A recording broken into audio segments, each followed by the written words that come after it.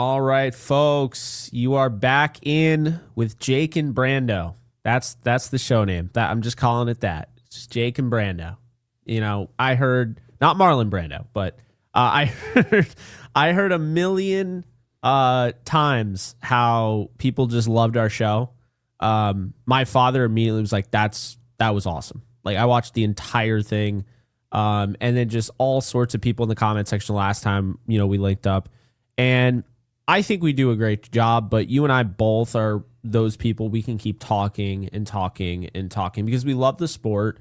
We love the nuance of, football. And I'm really excited for this, man. I mean, it's going to be, we're going to be at each other's throats on later tonight on NFC West Roundtable and probably the next one. But you know what? You're one of my buddies in this industry, so I'm lucky to have you and excited to do this with you. I want to echo the same. You've become a really good friend to me, and this is just over our short, it's only been a year. It seems like a lot longer than that in general terms, but I love obviously the work you do and how you cover your team. It's been just so tremendous going to the round table and such a cool, it's like a whole, room to a house you didn't know existed. So, and speak and being able to do this, we all do collabs and whatnot.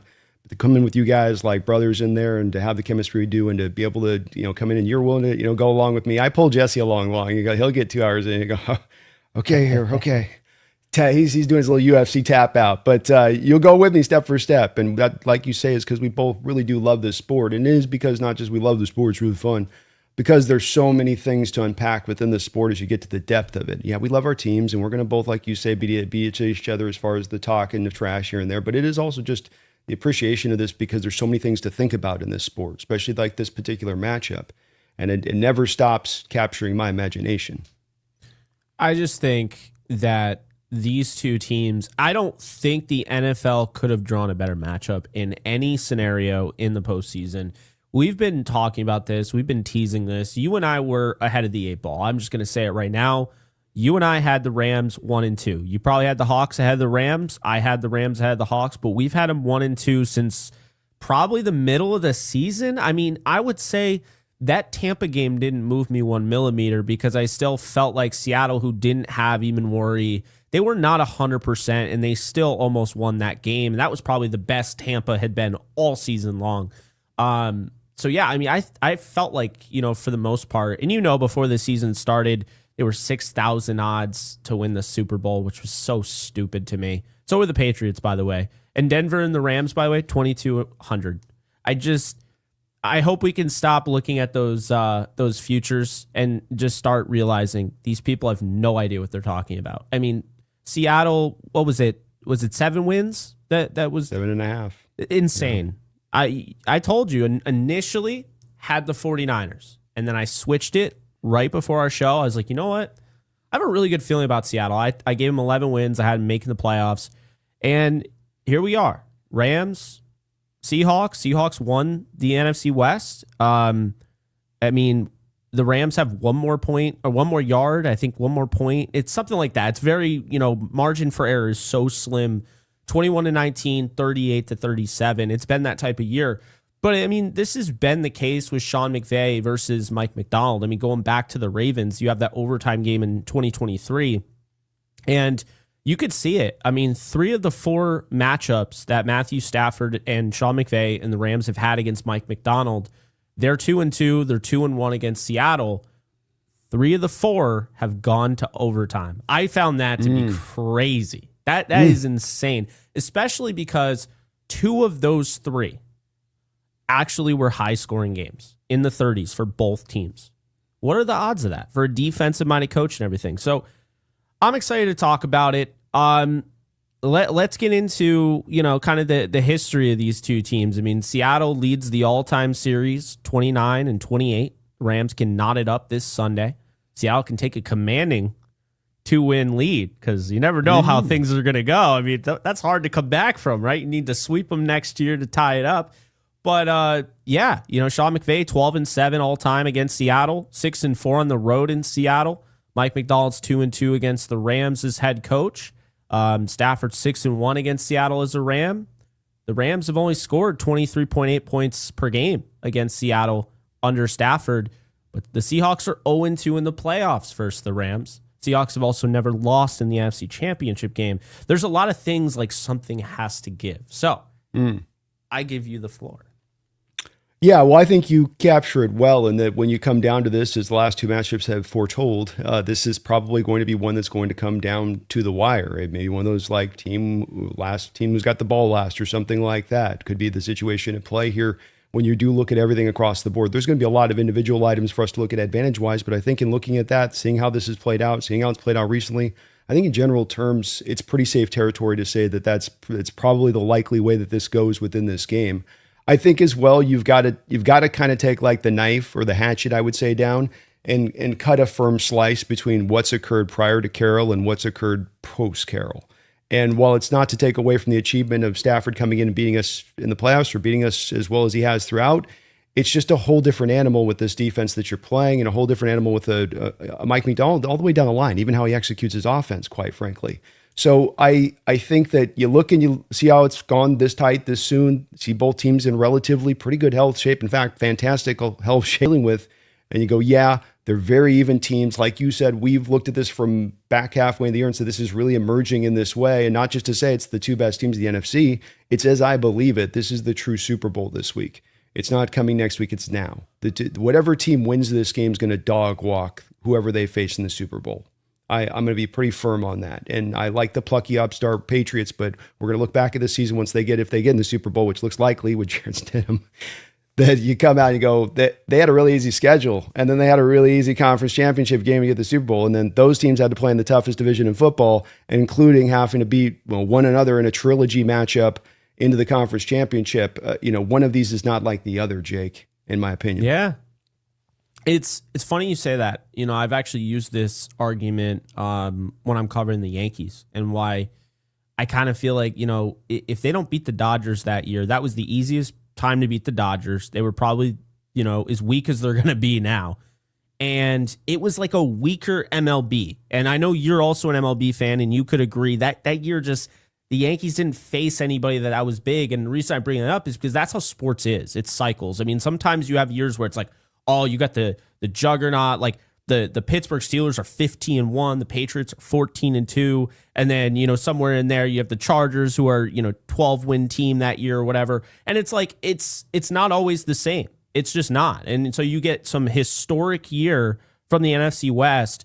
3 of the 4 remaining NFC teams come from the same division, and then on the other side you have the 2 teams playing in the AFC Championship game who have played the easiest schedule among anybody. And Denver beat up on backup quarterbacks for most of their schedule too, which isn't really talked about. So it is really fascinating how that goes. It's like almost, you don't want to take away from like the Rams Super Bowl, but they didn't see Mahomes, they didn't see Josh Allen. They end up seeing Joe Burrow with like kind of a porous offensive line. And that's just kind of the way it works. I mean, you play who's in front of you. The Rams, unfortunately, didn't get an opportunity to play the Chiefs in 2018 either. And they ended up playing a team that I think they were better than, but they didn't have the experience. And so that one big game, Bill Belichick was able to just kind of play chess and win that one. And we've seen that in the past, but we've also seen backup quarterbacks like a Nick Foles come in and win the Super Bowl. We saw Tom Brady start his whole run, taking in, coming in for Drew Bledsoe. I mean, it's always a new story every year. And it's one thing I've learned is sports are just not fair. They're just not fair, man. And actually, football's the least. Well, yeah. When I was going through, because the Rams playing their crazy tough schedule, like for most of the season, they were, approaching 550, 560, which is insane. One of the toughest schedules ever for a postseason team. And I was looking, the Super Bowl winning rate for a team that plays a tough schedule is not as high as you would imagine. And, part of this could be you're playing these grueling games, you're beaten down, you're broken down by the end of the season. Luckily for both of our teams, they're pretty good. I mean, they're missing, Seattle is missing Charbonnet, and the Rams aren't going to have Akello Witherspoon. Those 2 are out for the season. The Charbonnet injury sucks, man. I hate seeing that. First off, want to get the Hawks at their best, and I want to get the Hawks fully healthy, because I'm not going to sit here and say, my team's the best, but I also need your running back to be out for me to believe in that. You know what I mean? But at the it sucks in a game like that you just absolutely dominated to go down like that. That really sucks too. Yeah, it's not a great bit, but again, to the point of what you just said, when we look around what the Niners just faced, at the end of this year, and you make a very good point on this, and I think it's one that can't be undersold, and it is part of what does spur my confidence forward for the two of our teams being the team that's going to go on to win the Super Bowl. And that being that I've called it, maybe you remember it, I call it the feast fact theory. You know me with my theories I like to have. I call this the feast factor theory, and that is that you have a Tom Brady Patriots team for 20 years that can run roughshod through the AFC East, put their hands behind their back, have a cigar, maybe a drink through the year, throw 6-5 wins up on the board through their division, no problemo, and then they can get that number 1 seed, and then they can have it easy. They can be rested up by the playoffs. And like your point is, normally when you're going to face this division, this schedule, you're going to get hammer-headed every single week. Then you do get to this point at the end of the year, and you are usually beaten down. Those injuries are more a bloom at that point. But for both of our two teams, they've been able to seemingly go through that iron sharpens iron, yet not get broken kind of thing that does tend to go with it. Because everybody will say, it's iron sharpens iron. I say, yeah, it's great sounding until you break your freaking hilt. It can work that way nice, but I've seen it most of the time, and it's like you're just by the end, you're dragging the carcass across the line a little bit, like Niners were this year a bit. That's more typical of what you'll find in those situations. Yeah, I mean, and that really is what kind of changes seasons and changes teams. I mean, I know the Rams had a lot of injuries there. They won the Super Bowl, and I've also learned that it's also, who. It's not necessarily the best team. It's who deals with their situation the best. If your situation's the easiest, then more often than not, you're going to deal with it the best. But you could be the 49ers, who were that zombie, who found a way to get to the divisional round, beat the defending Super Bowl champions, albeit they're way different than they were last year. But, they're teams that handle it better. I said it on Roundtable. I think the 49ers and Kyle Shanahan deal with injuries better than Sean McVay and the Rams. I do. I think that they did a great job in the Super Bowl, and they deserve a lot of credit. But if Matthew Stafford went down during that journey, do I think they win the Super Bowl? I don't know. I don't really think so. Like, I'm not like sitting there like, yeah, they definitely, I think probably the 49ers would have gone and beat, Cincinnati. So that's kind of the thing, is some are really good at it, some aren't. Of course, the 49ers tend to live in that realm of just constantly having injuries, so they're kind of used to it at this point. But yeah, I think with this game, you have two starters that are out. I mean, if I'm calling Charbonnet a starter, I think that's fair. They're kind of a 1-2 punch. They go together. And then Akello, who was starting at cornerback for them, and he re-injured his shoulder. He's done for the year. But you have Kevin Dotson back. You have Tyler Higbee back. These are guys that were important that, Dotson played, but very minimal in that game. He got hurt in that game against the Seahawks, and Higbee was out. He played the first game, I believe, against Seattle, went on IR right after that. So did Havenstein. So it's like, it's been kind of like finding yourself. Like, who are you? And I think the Rams have honestly, they found a little bit of who they are in this Bears game that they just played, to be honest with you. I mean, when I was watching Roger McCreary, one of their, pickups. It's funny, both pickups for the Rams and Seahawks at the deadline, they both paid dividends in the divisional round. I mean, you have the big return that, honestly, if the 49ers were ever going to win that game, it was not going to happen after that. Any chance of that was gone. The momentum was all in Seattle. And that, like you said, that fan base is insane. Those fans are crazy. When they have something to cheer for, it is loud. And it really was. And then on the flip side of that, maybe not as explosive, right? Roger McCreary fills in and did a really nice job on the outside, playing over 40 snaps in that game. He did not allow a catch. So 2 deadline deals that had impacts. But Brando, kind of looking at Seattle, looking at this game that they just played, do you take anything away from that game? Like, do you feel like that had anything to do with Seattle? Was that the 49ers just finally being dead? I mean, is this a team that you feel confident, if given the circumstances, they could run any team out of the building? Or do you think that was more so maybe the perfect storm when it came to what the 49ers were dealing with?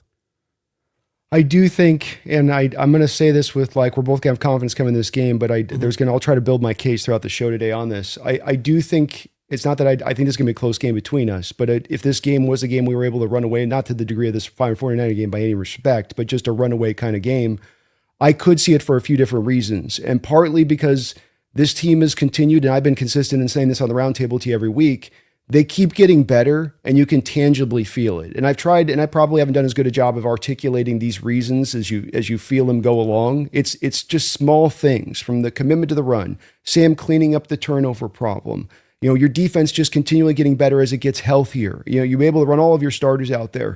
It is one where you just keep feeling them getting better. And even from the game that we played a couple of weeks ago, they've gotten better. And that it's this thing where you just keep feeling this rise. And at the same time, it's the third youngest roster in football. It makes sense why it's getting better. It's a first-year offensive coordinator with the quarterback here in his first year. Makes sense why that's going to take some time to get better along the pathway. But that's what you felt from them. And in feeling that, you're got now a complete team that does feel like a juggernaut. We talk about the absence of this in the NFC, and I think some of it is the falling away of the Titans, the Kansas City Chiefs, and the Ravens, and the Bills coming back down to form. Even a Bengals team a couple of years ago that's very strong, that's pale compared to what they used to be. And now you look to us, and I think we are both two teams in that sort of tightness kind of state. But I do think right now where we are, we're playing our best football right now. I don't know if I would say right now that I believe Rams are necessarily playing their best football. I think they're playing a good. This is where it gets hard nuance, right? Because so we think we're trash, we're trash. Okay, I'll keep that energy. No, it's still one of the best, if not the second best team in the NFL. It's just that we are playing that best brand of football, and we happen to be the number one seed, and we happen to have 14 wins. Those kind of all going together. It's all of that. And so you do feel like that, yeah, there was a bit of that taking it away. The 49ers just didn't have enough bullets in the gun, and I said that's a big part of this. But as well, that's the energy you've been bringing as a spirit here through the back half schedule. Everybody got caught up on this 8 touchdowns, 9 interceptions thing with Sam. And I kept saying, you guys aren't paying attention, though, the fact we're still winning every one of those games. Number one. Number two, we're running the ball like demons. That's the other part of this. And so it's a couple things going together here, and that people that want to hear that, they go touchdown, interception. Like, no, he's playing efficiently. He just doesn't have to do enough. It's also Charbonnet, who you mentioned we lost, and the fact that he's the first guy since Marshawn Lynch to have more than double-digit touchdowns for the Seahawks at the running back position, while Walker himself had like 5 or 6 touchdowns rushing this year. So if you put them together, it's 19 rushing touchdowns or something this season between your two backs. Why not more passing touchdowns? Well, on the face of it, you'd say, well, didn't throw the ball well. He's bad passer, bad quarterbacks, bad Sam, right? But no, when you're able to run the ball in the red zone, that's what you should be doing. You mentioned Charbonnet, and that's a big loss. I'm not underselling that. There's a couple things he really brings, that red zone effectiveness and how he can run down there. Pass pro is going to be a big, big, big issue here. Walker's not the best in pass pro when it comes to those situations. So who's the backup? Now, we do have the secret weapon, a weapon that you guys once utilized to great effect. Playoff Cam Akers. Oh, my Don't undersell God. playoff Cam Akers, baby. Playoff Don't undersell Cam the Akers. revenge tour coming back to life. You mean when he tried to give the ball to Tom Brady in the divisional game? 2 fumbles, 1 at the goal line? Put in Cam Akers. He got that out of his system, Jake. He got that fully out of his system. Sometimes you got to have that, kick that out of your system. So he with was it. part of the Illuminati sabotaging the Rams. Maybe that was what the script writers were. No one turns down Tom. That's all I'm saying. Nobody turns down Tom. Do you remember, real quick, do you remember in the Super Bowl, Andrew Whitworth was blocking, I think it was Hutchinson or Hubbard, one of them. Hubbard. Cam Akers in pass protect. I've never seen this in my life. It's like the first third down of the game, and he blocks Andrew Whitworth. I couldn't believe, because it happened so fast. So I was like, hold on, I'm going to need to have a double take on that. I don't think Andrew Whitworth just got destroyed by Aiden Hutchinson in the Super Bowl. I just don't buy it. Sure enough, you see Cam Akers go in there, boom, he just knocks 77 down. And I'm like, and then this dude is on the podium. He's at the podium at the end of the game, and I'm like, nah. So, yeah, I'm kind of a Cam Akers hater. I'm not gonna lie. I mean, I'm glad he came back from multiple torn Achilles, but yeah, I'm not the biggest Cam Akers fan, if you can't tell. And I joke, it may be some of him. It'll be a little of Velus Jones. I think George Holani may be coming back. He's all right. He's pretty nice. But again, the pass pro stuff's going to be something, and the goal line offense will be 2 different things to take really close account of in this kind of game where scoring might become very, very important. So it is, but that is where we've gotten to as a team here, where we're playing as good a defense as we watched back in the LOB days. I'm not the only one hearing it. You're hearing it from other national folks out there that have, not necessarily dog, because they're seeing the same thing. I'm talking about former players that know what they're talking about with this, as far as not just being a fan.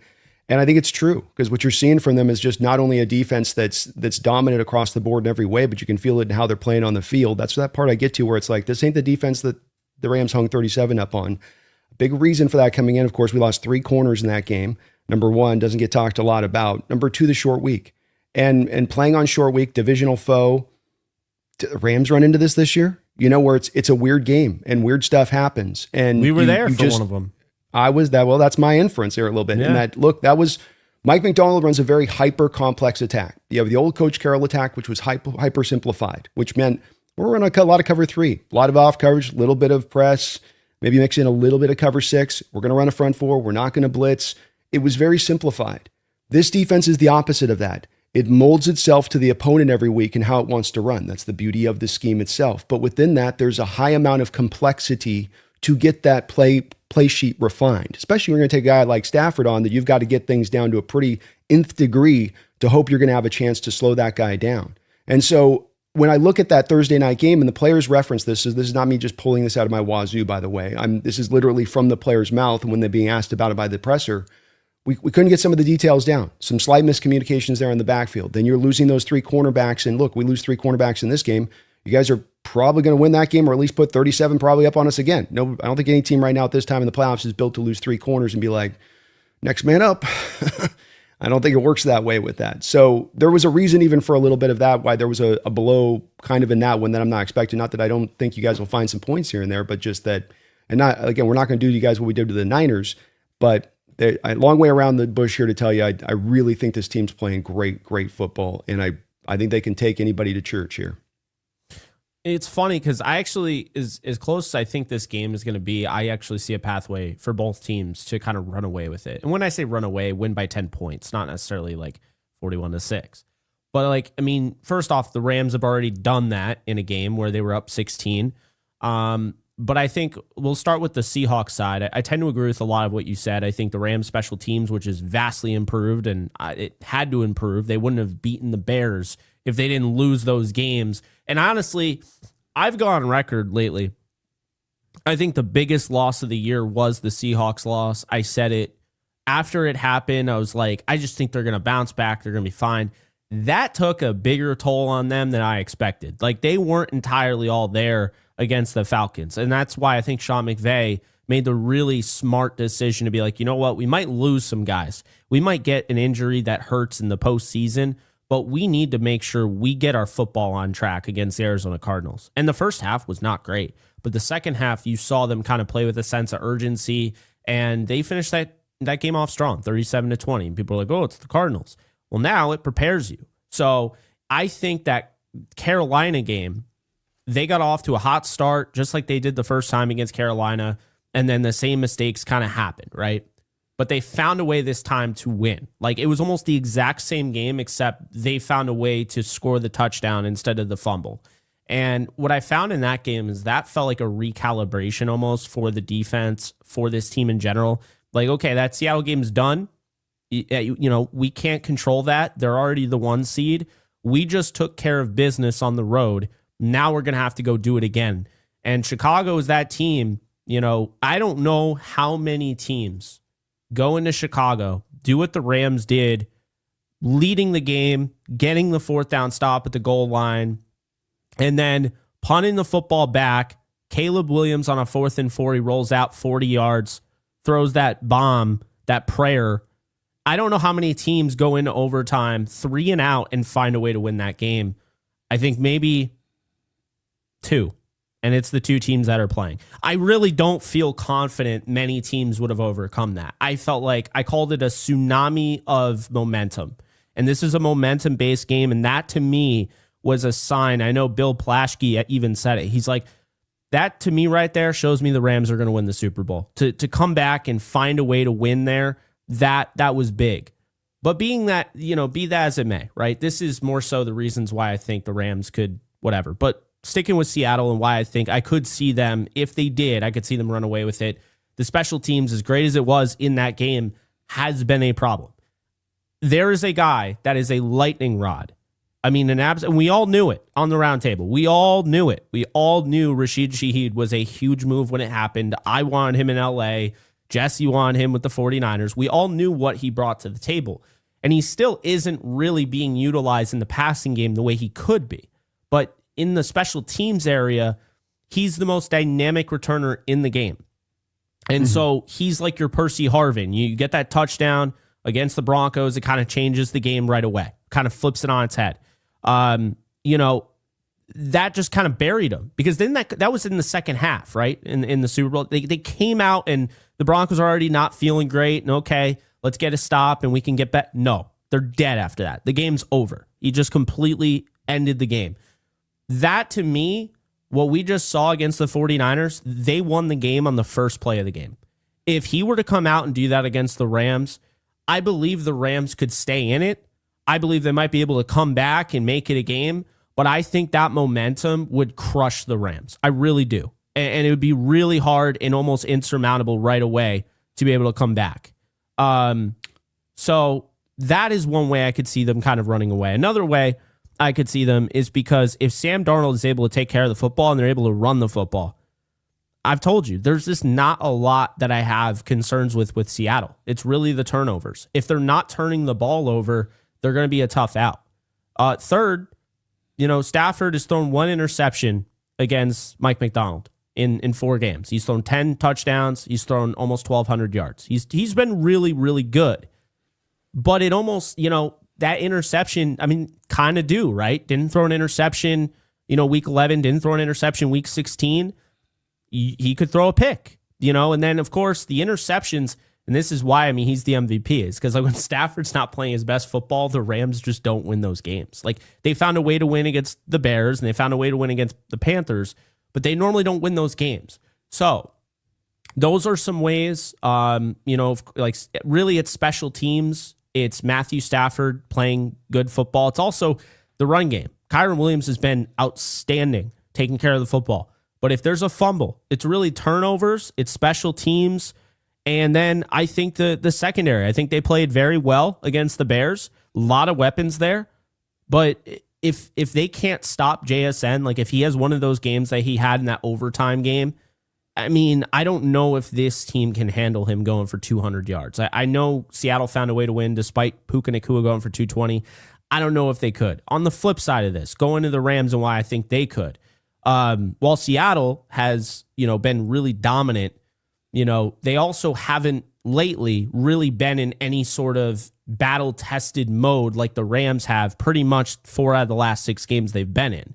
The last time they were battle-tested was against the Rams and the Colts. So that was back in week 16 and 15. But lately, it's been the Rams. Week 14, they're in it was week 15. They're in a kind of a bang-bang situation going against the Lions. A barn burner, 41-34. That game was never, determined until the end. You have the Seattle game on a short week after playing Dan Campbell's Lions, who play tough. Then you have the Falcons game that came down the wire that you lose 27-24. Yeah, you beat Arizona, but that game in the first half, that definitely gave you some run for your money. And then you look at the wild card game, and Carolina could have won that game. They took the lead with about 4 minutes to go. And then this Bears game. So I think that's the thing is, the Rams' recipe for success is going to have to be the way Tampa did it.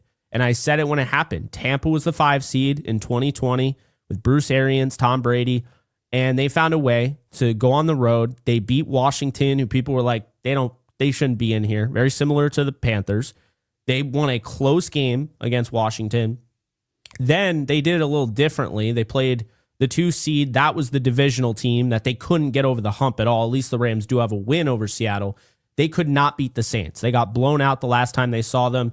They beat the Saints by 10. And then they went on. They played the 1 seed in the Packers, and they won. They went to the Super Bowl, and they beat the 1 seed, which that would be the Chiefs, which the Rams would have to play the Broncos, and we'll see if that happens. But it feels like that's kind of the path they need to go on. But anyway, they have the number 1 offense in the league, and they're forcing turnovers. Kobe Durant has, I think, 4 interceptions in the last 5 games or whatever it is.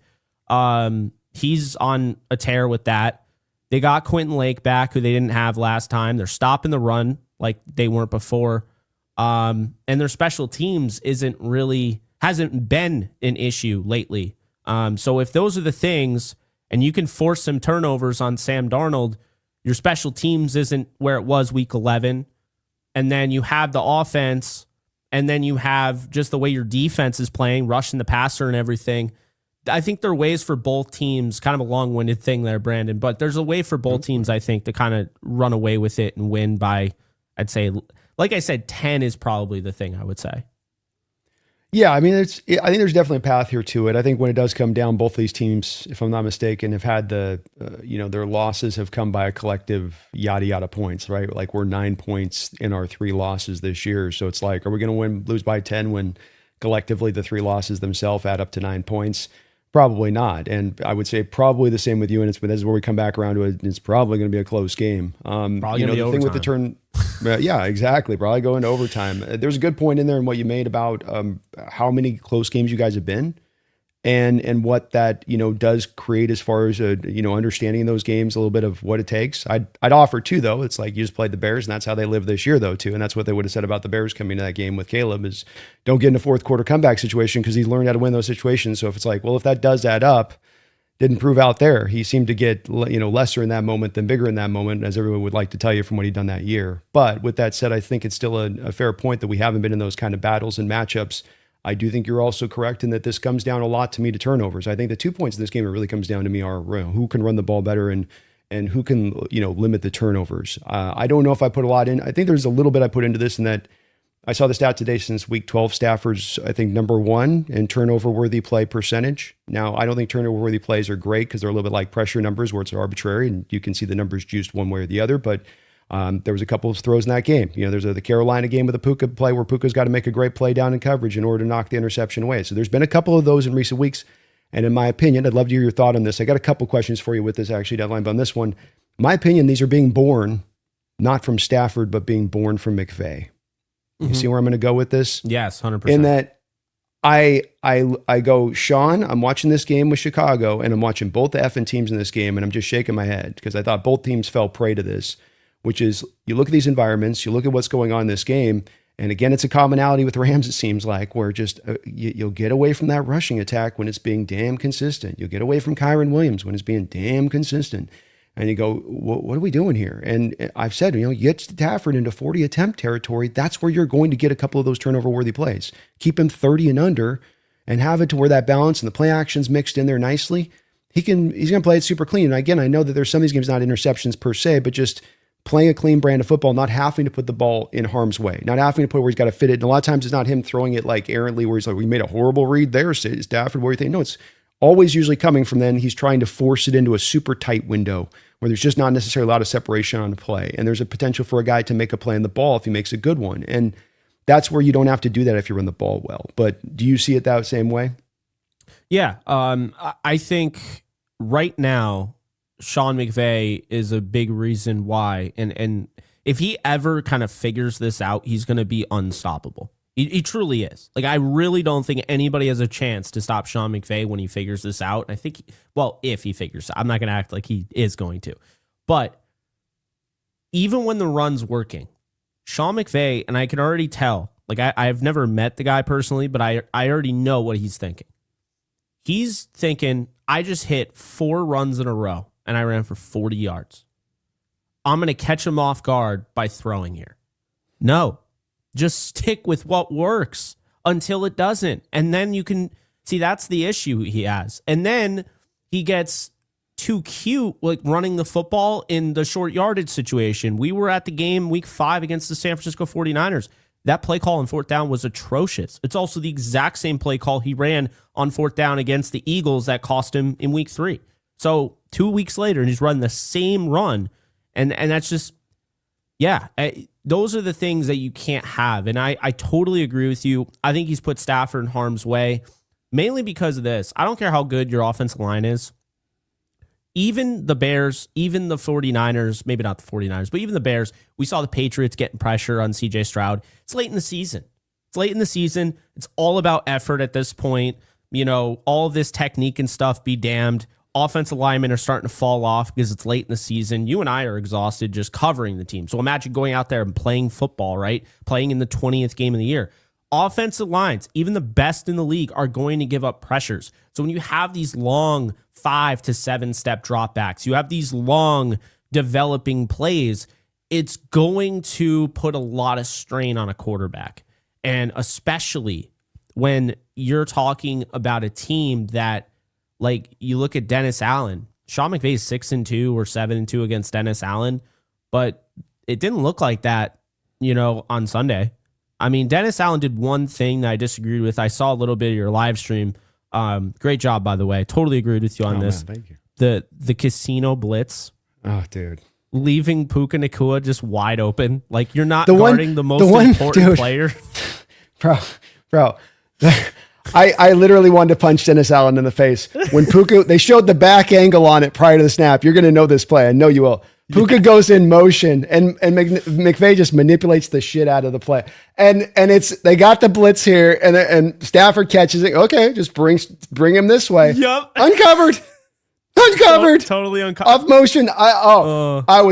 My steam was going out of my ears with these guys sometimes, and I just go. I mean, hey, it's also it's smart on McVay, but yeah, you live by the sword, you die by the sword. They caught you a couple times because really felt like just caught you because Stafford will get you with the quick hikes, the quick huts, where you can just wipe up the line and then the ball's instantly snapped, and usually the defense can go through all their machinations, and so felt like Allen's like, all right, we'll blitz a guy off the edge when that happens, and it caught him a little bit, but man, yeah, he started to really go like more chips. Like, no, buddy. No, careful. Yeah, no, it was one of those things where I think Dennis Allen, and I mean, he said it after the game, Sean McVay is like, you kicked our ass, and he's right. Dennis Allen had a great game plan. Sean McVay also could have adjusted easily and just didn't. But you know what gets me kind of excited about this game? Because I love that you point out, it's not Stafford really. It is, I mean, Stafford did have a couple of those errant throws, but I think it's McVay kind of applying pressure. Like you saw against the Panthers, they're letting you have everything underneath, over the middle, and they're just not allowing you to have the deep ball. And Sean's like, I want the deep ball. I want it. It's like, why? We saw that first drive of the game against the Bears is exactly what the Rams should be. They should be a team that goes down and just methodically drains you. They can score 30 plus a game. Hell, they could score 50 if they wanted to, if everything came together. But I feel like the Rams are at their best when they're working in unison with the defense and the special teams. And what I mean by that is when they go down and they wear you down with 12-play drives, and it's all just like a really well put together sequence, well, now it keeps the defense off the field for those 12 plays, right? It doesn't put your punter in a bad situation where now he's punting because it was 1st and 10 at the 20, and you just threw 3 bombs down the field, and now you're punting at the 20. I hate that. Like, I absolutely hate that. Another thing McVay does on 3rd and 1 is he's going to go deep down the field on 3rd and 1 because he's going to look at that like, oh, well, now that's going to be available because they're expecting us to go underneath. And then, of course, while they're expecting you to go underneath, they're actually not, because now they're so used to you going and taking the deep shot and go for the shot play on a 3rd and short that now they're just leaving guys like wide open over the middle. So as a fan, you watch the games and you're like, this dude's wide open, and you see Stafford just uncork one, and you're like, it's a low percentage throw. Like, I don't care how good Stafford is, and I mean, he is great. I mean, we saw the throw he made to Devontae Adams. Everyone's talking about it. I think in some aspects it might be even better than Caleb Williams' throw, because just the fact that he's throwing that on a just absolute line, across the field from the far hash when there's like no margin for error there, just insane. But my biggest thing is, yeah, they have to be that. And I think kind of coming into this, the thing that makes me excited is that Sean McVay, for the first time, I think really, he takes blame. I've never seen him outright say he just did a bad job. Like, he was just, I was bad today. He's like, the players picked me up. He's like, I didn't do a good enough job. And he thought when they punted the ball, that was it. Like, so that's him. He's saying he didn't do a good enough job. And yeah, I mean, I agree with him. And I'm hoping that it's so evident now that he's not going to overthink things. Because I watched him overthink it in the Super Bowl against the Patriots. They should have won that. I watched him overthink it a little bit against the Bengals. You kind of played in their hand a little bit. All because you had just kind of some unlucky stuff. You had the interception. You throw it right to Ben Skoranek, and he just kind of flips it up in the air. I've never seen anything like it. And now all of a sudden, you're like scared to just run your offense. Now you're in panic mode. And Stafford was in panic mode against the Panthers. He was in panic mode against the Bears. If he just stays even keel, I mean, we've seen what he can do. He can be surgical. So that's why I'm excited. I almost feel like these are the moments like, oh my God, I survived. I don't think I would have. He called a better game against the Eagles last year and they lost. Stafford threw more yards against the Eagles last year. They lost. Stafford threw touchdowns last year. He didn't throw it this year in the divisional round. They lost in the game he threw touchdowns. So I think that's kind of the way that they're going to look at it, and I'm excited for it. Well, to your point, I'm most fearful from a game plan from the Rams, not as much of them pushing the ball down the field or Stafford's arm. This is where we come to the term that process over results. And if your process is smart, okay, sometimes the results don't always bear out exactly, but doesn't mean your process was wrong or that it wasn't the right one to apply. That second matchup, that first half, the Rams' offensive game plan, this is exactly what you're talking about doing. And that's, to me, as I come into it from a Rams perspective, is exactly what I want to replicate. And I think there's a part of McVey who could maybe look at that and go, well, I only came out of it with 6 points in that first half. So it wasn't successful taking that approach. See what that got me? See why I don't do this? I almost feel like a little bit, that energy, right? Like a little bit like, see, what does it get you? What does it get? A lot of first downs and no points, a little bit of that energy or vibe. 2022. Yeah. And I can get his for him if he were to come back and say that to me there, but I go still to him. But like, look, that's control that clock. You're on our home environment. You're neutralizing down the crowd because now every first down you got, it's going to silence things down just a little bit every time where they're like the energy kind of as you're just getting first down after first down. And so it's like, that's to me, the game plan that would scare me most. But with that said, again, I've watched McVay so many times here where I'm catching myself, and I watch every one of your guys' games where I do catch myself going, man, why you got an old quarterback, protect the guy a little bit. I know you got the big Bertha in the bag, doesn't mean you got to bring her out for every drive. You know what I mean? Like we can save her for the right times, and we'll see what he does this week with it. But strange game plan in that last week with this Bears as far as just some of the pass happy nature. And Kyron was running really well, and he's extending runs and a lot of 3 wide receiver sets, right? A lot of 90% 11 personnel. Yeah. It's like Tyler Higbee played 8 snaps. Ferguson played the most snaps of the 3 below Parkinson. Bears got pretty good cover guys. So I go and listen. Brisker out there was balling. You go, why would be that key to your game plan approach? Why would you? I just couldn't quite get. I saw the same thing. Where's the 13 personnel stuff? You got Higbee back healthy now. Dennis Allen dick fingered a bunch of balls in that game against us. He's out now. You got your 3 complement. You got Ferguson back, 2nd round pick rolling. Like, here we go. You think that I would have done that all day against that Bears team and attacked him versus going at their secondary. But again, can you overthink stuff and stuff piles up? Are you at all a little concerned? I was looking at the snap counts, bro.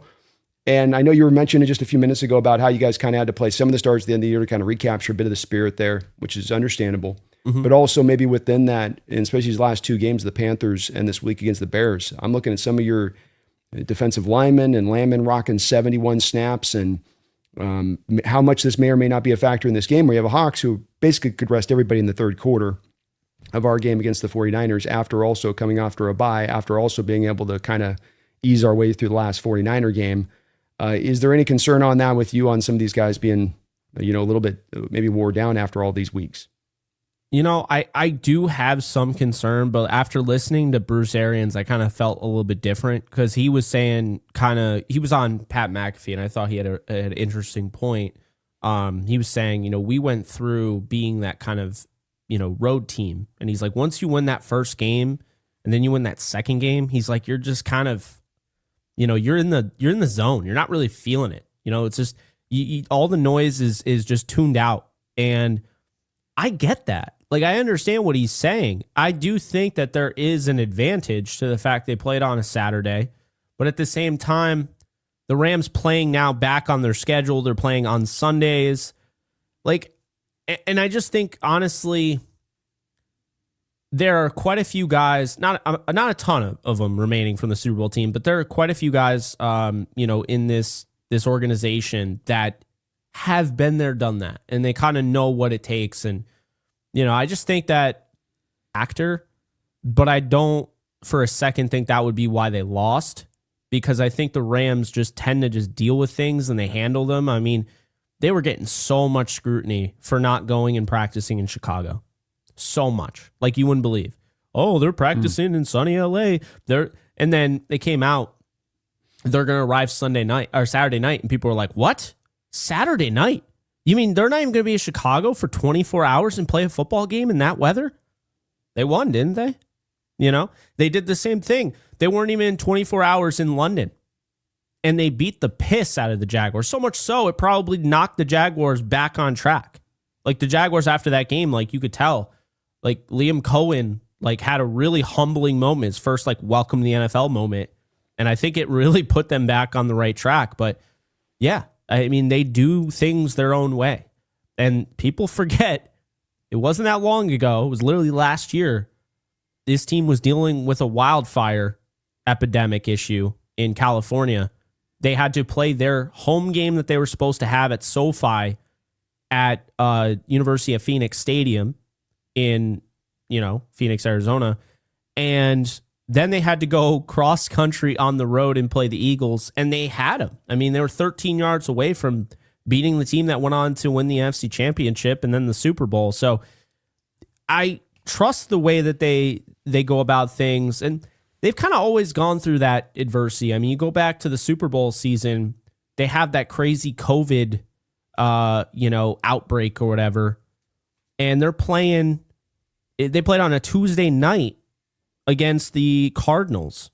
And like there were so many guys that were out and they found a way to win. It's just, this has been McVey for as long as I've known him. As frustrating as he could be with the play calling, I've never questioned his decision-making for the rest of the game. The only time I ever find myself really furious with McVey is the play calling. It's been red zone, getting cute on those short yard situations, but these guys normally are pretty prepared. That's why that Falcons game was really a surprise to me, because I felt like that was the first time I've seen them, like, they didn't really look prepared. So, yeah, I mean, I think it could play a factor, but I don't think it's going to be enough to be like, that's why we lost. No, I don't think so.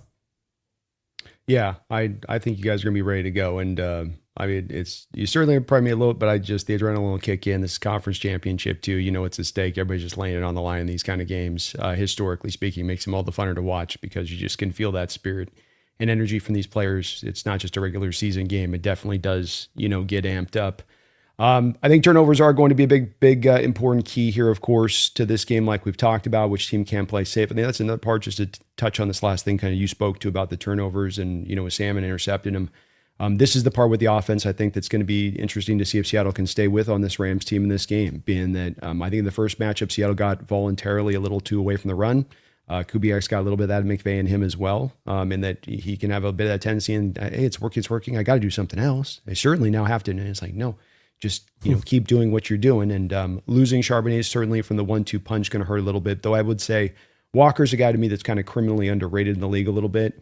Where he's had to be dealing with through early part of his career so often, so very little good run blocking, so few good schemes, a lot of times bad defenses that don't let him run the ball as much. A lot of him running inside when he should be an outside runner. You saw last week how they utilized him in that way, and that's really what he should be doing a lot more of. And with the prior regimes and stuff, it just didn't go that way, and he's finally now in a scheme that really does utilize him right. The one benefit being with us this year with Charbonnet and him is that 1-2 punch like you talked about, especially 1A, 1B. You've been able to keep this guy fresh. So you get down to now these two games essentially where it's conference championship and Super Bowl, and you go, look, buddy, I've got you fresh now. You don't have the McCaffrey 562 touches on your back this year to this point. We're going to need you for the next two games to go 50 touches for us.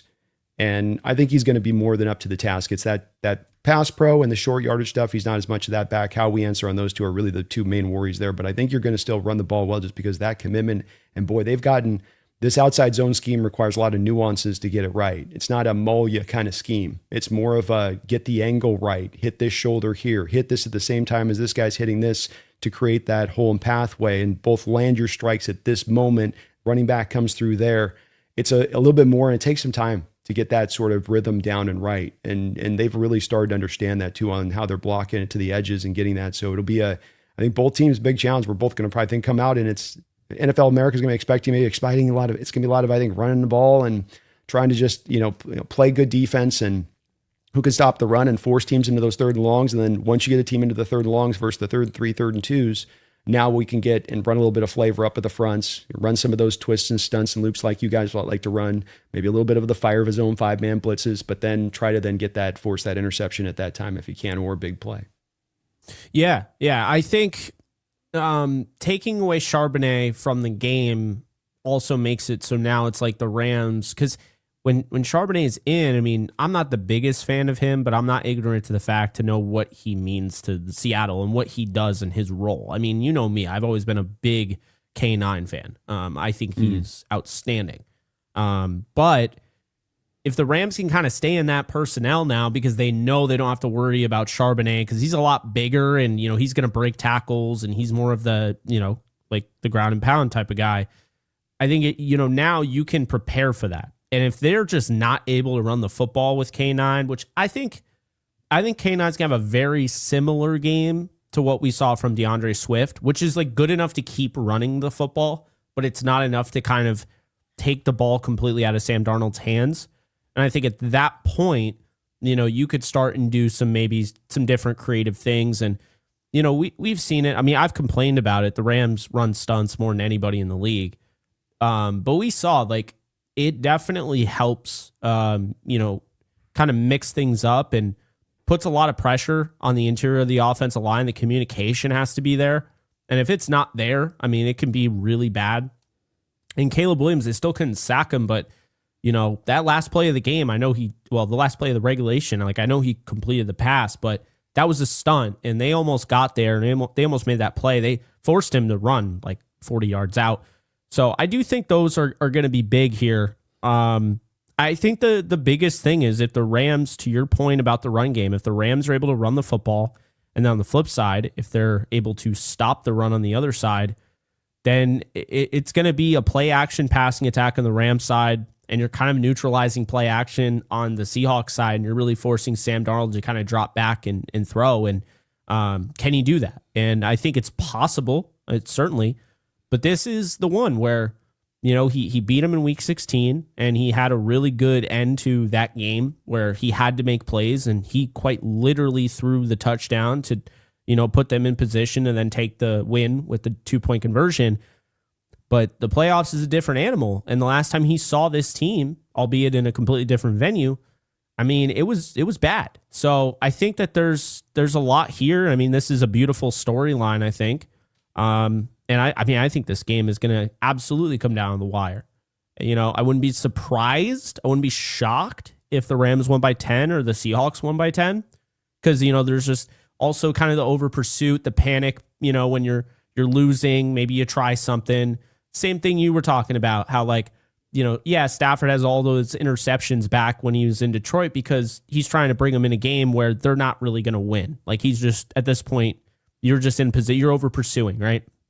It was almost kind of like you go back to that Seahawks Rams 30-20 playoff game in 2021.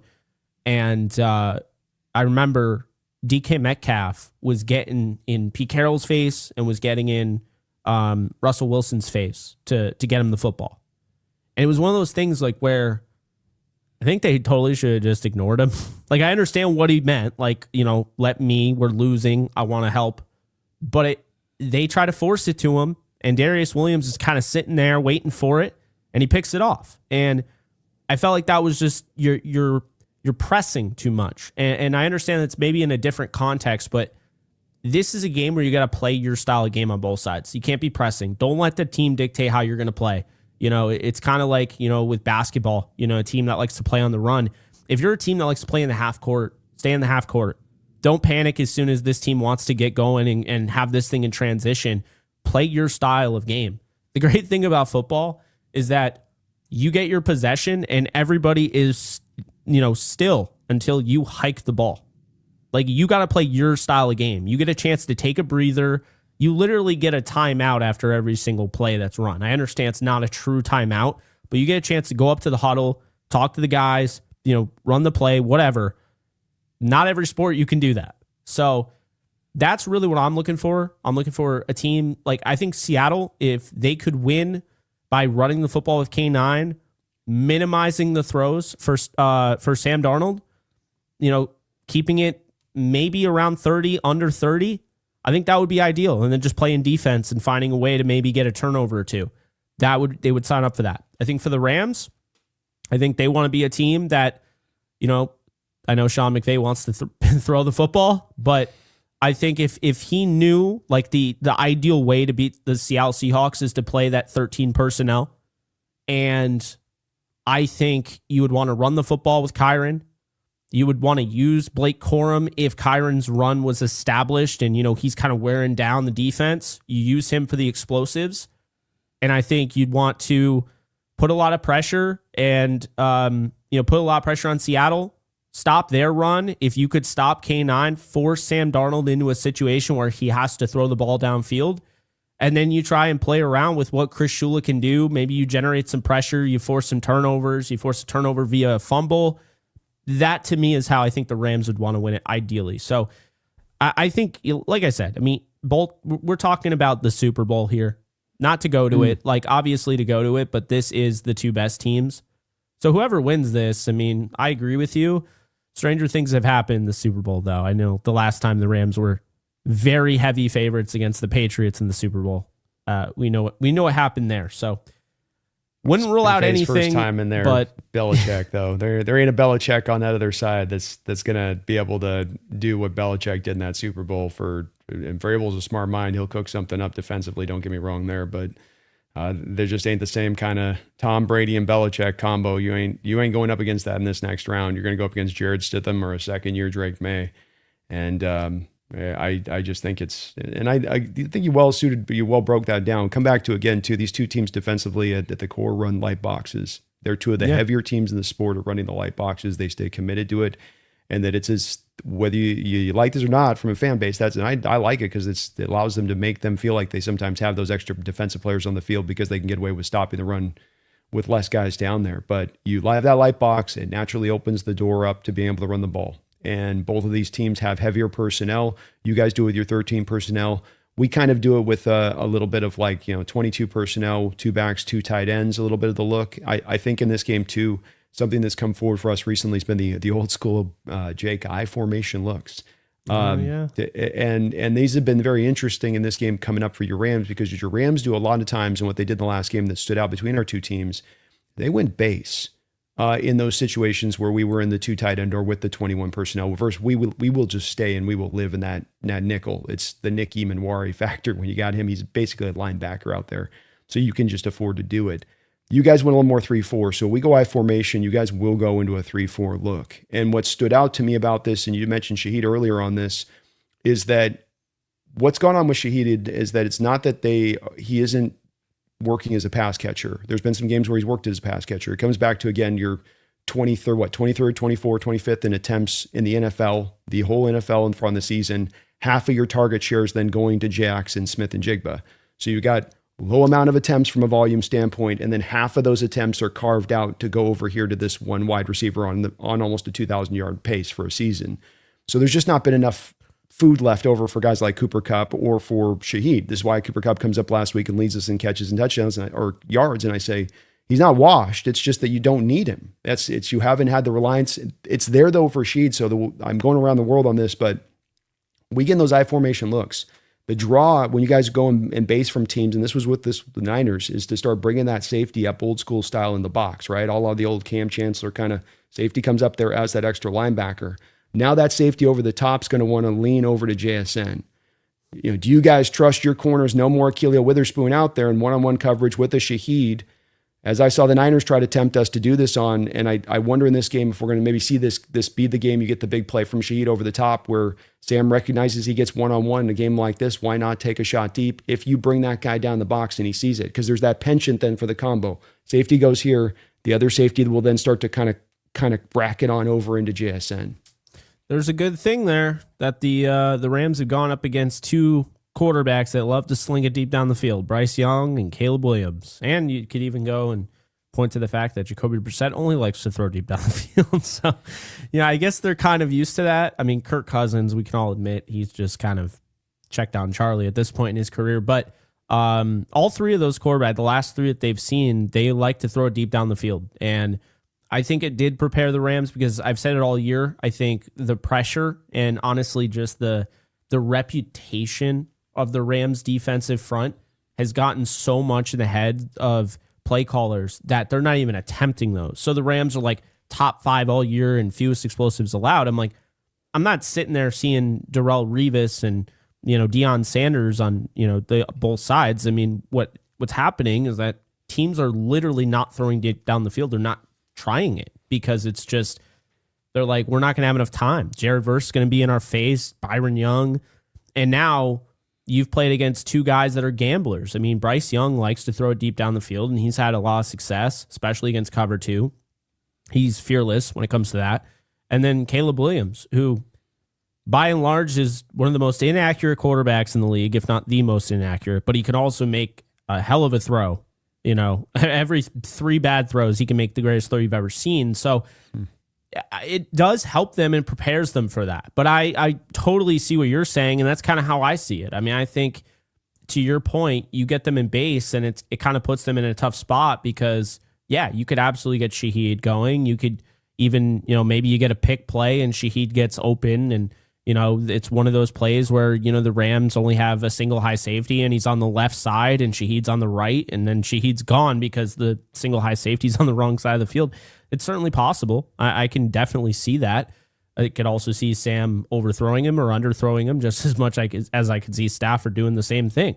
And that's why those plays, I mean, they're shot plays. They're gamblers, they're huge moments, but at the same time, if you don't pull it off and you're throwing that thing on a 2nd and 10, now it's a 3rd and 10, which is a 3rd and long, which makes it harder to, I think the one thing that I've learned, how to beat the Rams is you want to get into those 3rd and short situations, or you don't even get to 3rd down. Of course, you're able to establish the run. If you're able to do that, you could start getting creative with those bootlegs.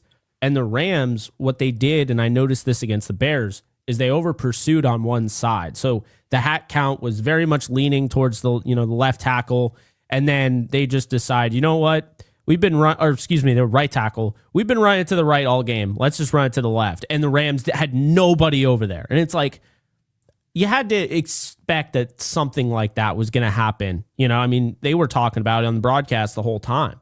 They just keep running to the right. They just keep running to the right. They're not running the left. They run the left. There's nobody there. So those are the things. Like, I think, Chris Shula will take gambles, and as I've also seen with those stunts, and it's why I've been kind of not the biggest fan, is that if you overuse stunts, you're taking your guys completely out of the play in some of those. I mean, if you watch, like, Byron Young is running into Jared Verse, and it's a chaotic play, and it's one of those things, like, when it's done well, it's a thing of beauty. When it's done poorly, it can blow up your entire play, because now it's like, okay, the pressure was supposed to get there. It didn't get there. Now a guy has all day in the pocket. Oh, he's got a guy open. And these corners, I mean, they're playing with heart. I give them a lot of credit, and that game was insane. The secondary has been under fire, under siege for the whole week. They come out there against the Bears. They do a great job. That was also mainly, in my opinion, because of the weather. I mean, I do think it's hard to get your footing down. I think it definitely benefits the offense in a game like that. I'm not kidding. I really do believe that.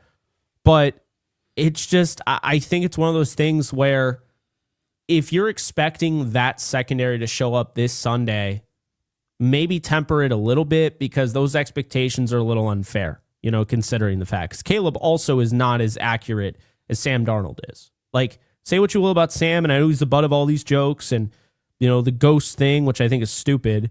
But, like, Sam Darnold is going to hit a lot of those throws that Caleb Williams just flat out missed and gave the Rams, like, opportunities. I mean, he missed the throw to Romo Dunze. He missed the throw to DJ Moore. This is the stuff that people don't talk about, because he made one throw on 4th and 4, and it was incredible. And he made a bunch of, nice throws, and he had the crazy throw on 4th and 8 against the Packers. But it's like what Chris Collinsworth has said, he misses the layups. Sam Darnold doesn't really miss layup throws. I think that's something that needs to be considered in this one, that they're going to be able to move, the ball. They're going to be able to move the chains a little bit better than the Bears did. And so that's the thing. Like, how's this secondary going to be? Emmanuel Forbes did a fantastic job covering JSN. Fantastic this year. Is that going to continue? He's also banged up, so is he even going to play? Well, you had to scrape him off the turf on that one, bro. Yeah, I mean, I don't know if he's going to play. What was it? The Darius Williams. He hasn't played much this year. He had some decent success when he did. Kobe Durant looks great when he looks great. When he doesn't, Cole Kmet. He'll tell you exactly what he looks like, So they're kind of a gambling secondary. The Bears are too. I mean, they had 13 interceptions between the two safeties, and that's just how they play. And I mean, the Rams, they're not as much of a gambling secondary as the Bears, but they're really hoping to get turnovers because they're going to play that kind of bend, don't break style. They're okay. Like, they force you to kick field goals. That's fine. And obviously you have the offense where if you're forcing Seattle to just kick field goals all game, you will win this game. I really feel confident in that, but it's all fun and games until they score that touchdown that you're just, oh yeah, we'll hold them to a field goal. Everything's good. Then they score the touchdown. Then it puts pressure on the offense. Then the offense 3 and outs. And now it's like, okay, well, now the defense is back on the field after that bend, don't break. They were on the field for a while, so that's where it can kind of be, a problem.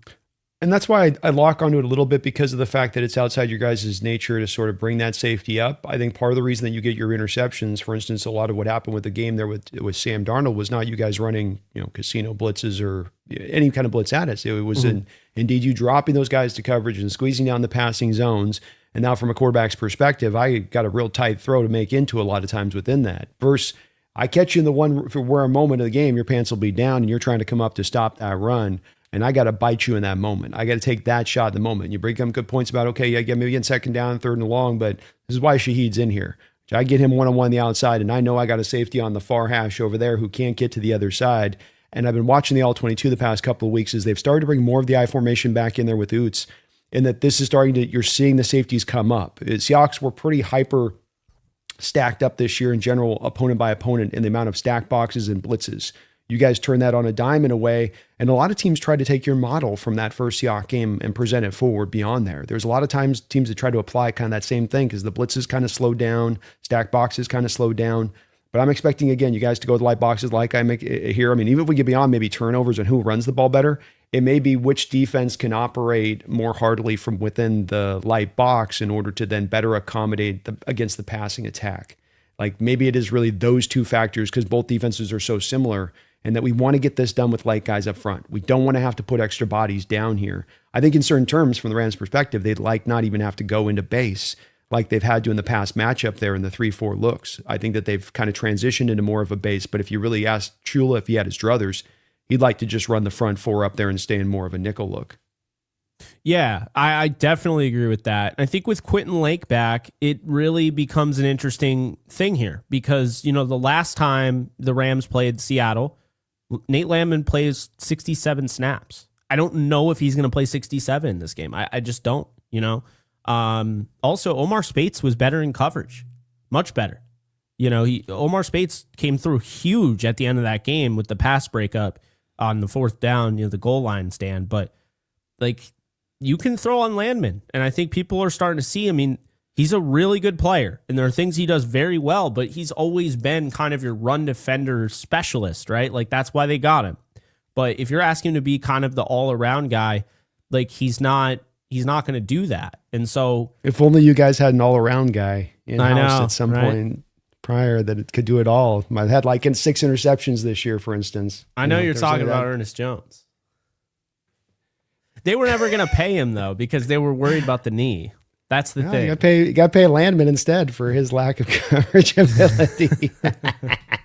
You got me beat on that. I like Landman a lot. And he's good. No, he's not bad. He's not a bad player. I'm not saying. You captured it. You captured it. And you could see the Bears were definitely attacking the off-ball inside linebackers early in that game with some of the in-breaking routes to the middle of the field. They were going at him for sure. Yeah, I thought Spades did a nice job. Never really kind of backed down from that. I thought Landman you can tell he looks fast when he's operating around the line of scrimmage. It's quick. I don't want to say fast. He looks quick, but he's not a fast guy. I think he ran a 4.8 40. You know, you have a linebacker running a 4.840, but this is also why and this is a completely different, conversation, but why I don't really get too much into the whole 40 times when it comes to draft linebackers, because how many times have we seen, this linebacker ran a 4.7 and his game speed's like a 4.4. You know what I mean? And then the 4.4 guy his game speed's like a 4.7 because he's thinking about everything, That's why these guys are still playing in the NFL. It's why these guys are starting. It's why Nate Landman, who's an undrafted free agent out of Colorado, who was born in Zimbabwe, by the way, fun fact. Just felt like throwing that out there. But a guy like that is starting for a Final Four team, and they don't even have injuries at the position. That's why, because they like his sense of urgency and his consistency and, his conscientious nature. And I think that's just the reality of it. There are guys that have that. There are guys that don't. And just because you're a great athlete, I think first thing I think of is Devin White. You can be an outstanding athlete. Apparently you can get a lot of tackles and people think you're good, but you might not actually be that good. It's up here. And, there's also, it's also what's in your heart. Do you have a heart for the game? And I think a lot of guys, you see that, but Landman has the heart for the game. I'll tell you that right now. And he is first time, he joins the Rams and he's immediately a captain. They love him. So we'll see. But again, to your point, I'm imagining it's going to be a little different because they have Quentin Lake this time. They barely even had him the last time they played, in week 11. So that's an interesting dynamic. And then, of course, I'd be an idiot not to mention that Davante Adams didn't play the last time. Yeah, so. No, that's going to be a big factor, especially as we talk about red zone and being who's the most effective team down the red zone and the threat that gives you down there with him. Can't be undersold. Scored a touchdown with them on one in the first matchup, in that matter. And so I'm definitely going to be one that I'm worried about in this game as we look at it and how to defend it. What we do with Puka, I think, they're the zone concepts and, the amount of teams that allow themselves to get manipulated with Puka, where it's like, I'm a guy that's just like at this point, I'm at just about the spot of just saying, grab Devin Witherspoon, stick him on Puka and call it a day. And stay man covers the whole day and take your blumps. Not that you're stopping him out of it, but just that I can see though the inverse of this when you try to run zone on him, and that this is I don't see any teams having effectiveness running zone on Puka. There's none. And so it's not to say this is why aren't you always being idiots and not doing this thing? This will work 100% of the time. Not that, but you can't allow. As I went back and watched the tape from our game, for instance. And these were those details that they broke happen because they're trying to run zone. And then it's a lot of detailed zone on the timing of you're getting here to here at this time, and you're getting and climbing up here on this. And then we've got him kind of into this spot. One guy's off on his timing. One guy floats a little bit soft versus getting a little bit of depth. It gets exposed really quickly and easily at that point. And he's a master of being able to get that, and Stafford knows how to work it to him in those zones. So I would like to see them try to maybe run a little more, of the press and man trust that at times, have some self-safety help over the top if your guys get beat up off the line. But I think that's going to be a big key in this game of actually having just some kind of plan in place for how we're going to deal with Puka instead of just sort of this, which so many teams put out there. That play last week, man, Jake, I just couldn't believe it. And I've been lamenting this with Puka so many times and watching you guys through this year because I'm watching all your games, so it's just you're watching him and you're just going, I know some of this is manipulation by McVey, and I get that. I know some of this is that he's really smart and sitting down in the right places of zones. I get that. But I also see defenses that don't seem to have any kind of tangible plan they're trying to apply to how they take care of Puka. Do you see that the same thing on the week in, week out thing with it too? Or am I just getting lost in the sauce on this one? No, I see it too. I don't really understand the way teams defend Puka Nacua is mind-boggling to me. But the only way I can really understand it is that, okay, this is a tight end room that has 19 touchdowns on the year. Okay. This is a wide receiver room that has Davante Adams in it as well. And then they have a running back room with Kyron Williams and Blake Corum. It just makes it really tough to kind of lean one way or the other. You know what I mean? So I think that they try to have everything where it's like, oh, well, our zone can kind of just cover everything, right? Because if we just cover Puka and man, then Adams is going to go eat. If we just cover Adams and man, then Puka's.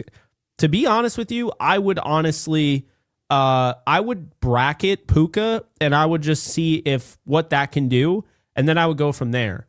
Puka's still really good in man coverage. Like, without a doubt, he can beat man, he can beat zone, but he absolutely shreds zone. He's a much better zone beater than, he is a man beater, and he's still a good man beater. The way I've always said is this: the whole year with JSN and Puka, I think Puka's the better player because I think he does more. But I think JSN is clearly the better route runner, and I think he's a better beater of man coverage, whereas Puka is a better beater of zone coverage.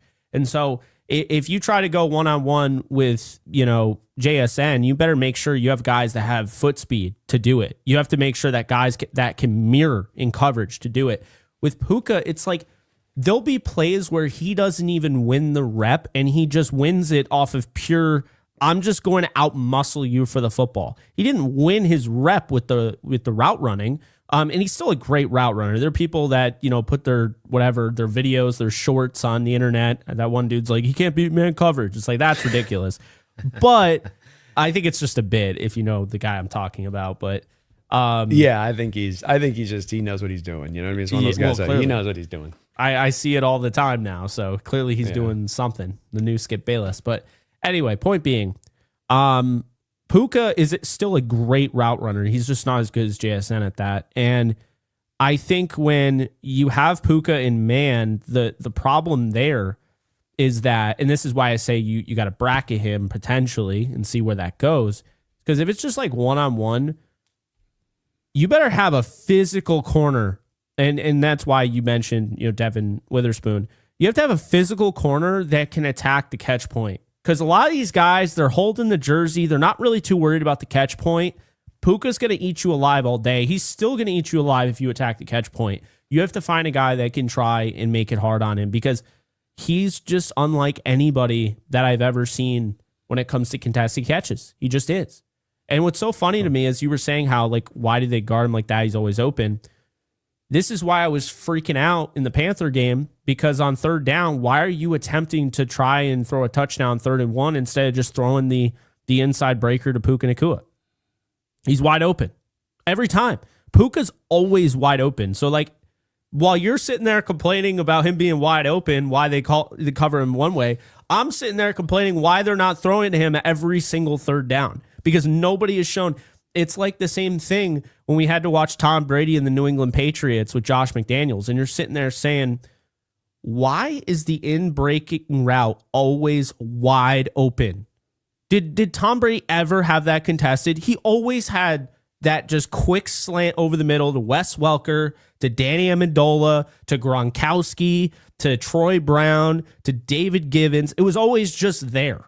And you're like, how is that always possible? And to your point, it's like, well, you don't know, the manipulation is probably, there's something going on that's allowing that to happen, but it's just so incredibly difficult to watch it. So, yeah. I hope we don't do it in this game, because I have nightmares of, you guys running with 3 yards in a cloud of dust, getting yourself into 3rd and 3, running in, breaking route with Puka on off coverage, first down, wash, rinse, repeat for by and large through the course of the game. That's one to me where it's like, you control the clock, keep it out of our offense hands. Offense doesn't get into rhythm, neutralize some of the special teams effect. Come back down. That process over results in that first half against us in the first time. If I'm in McVey's shoes and going, that was actually a very strong strat.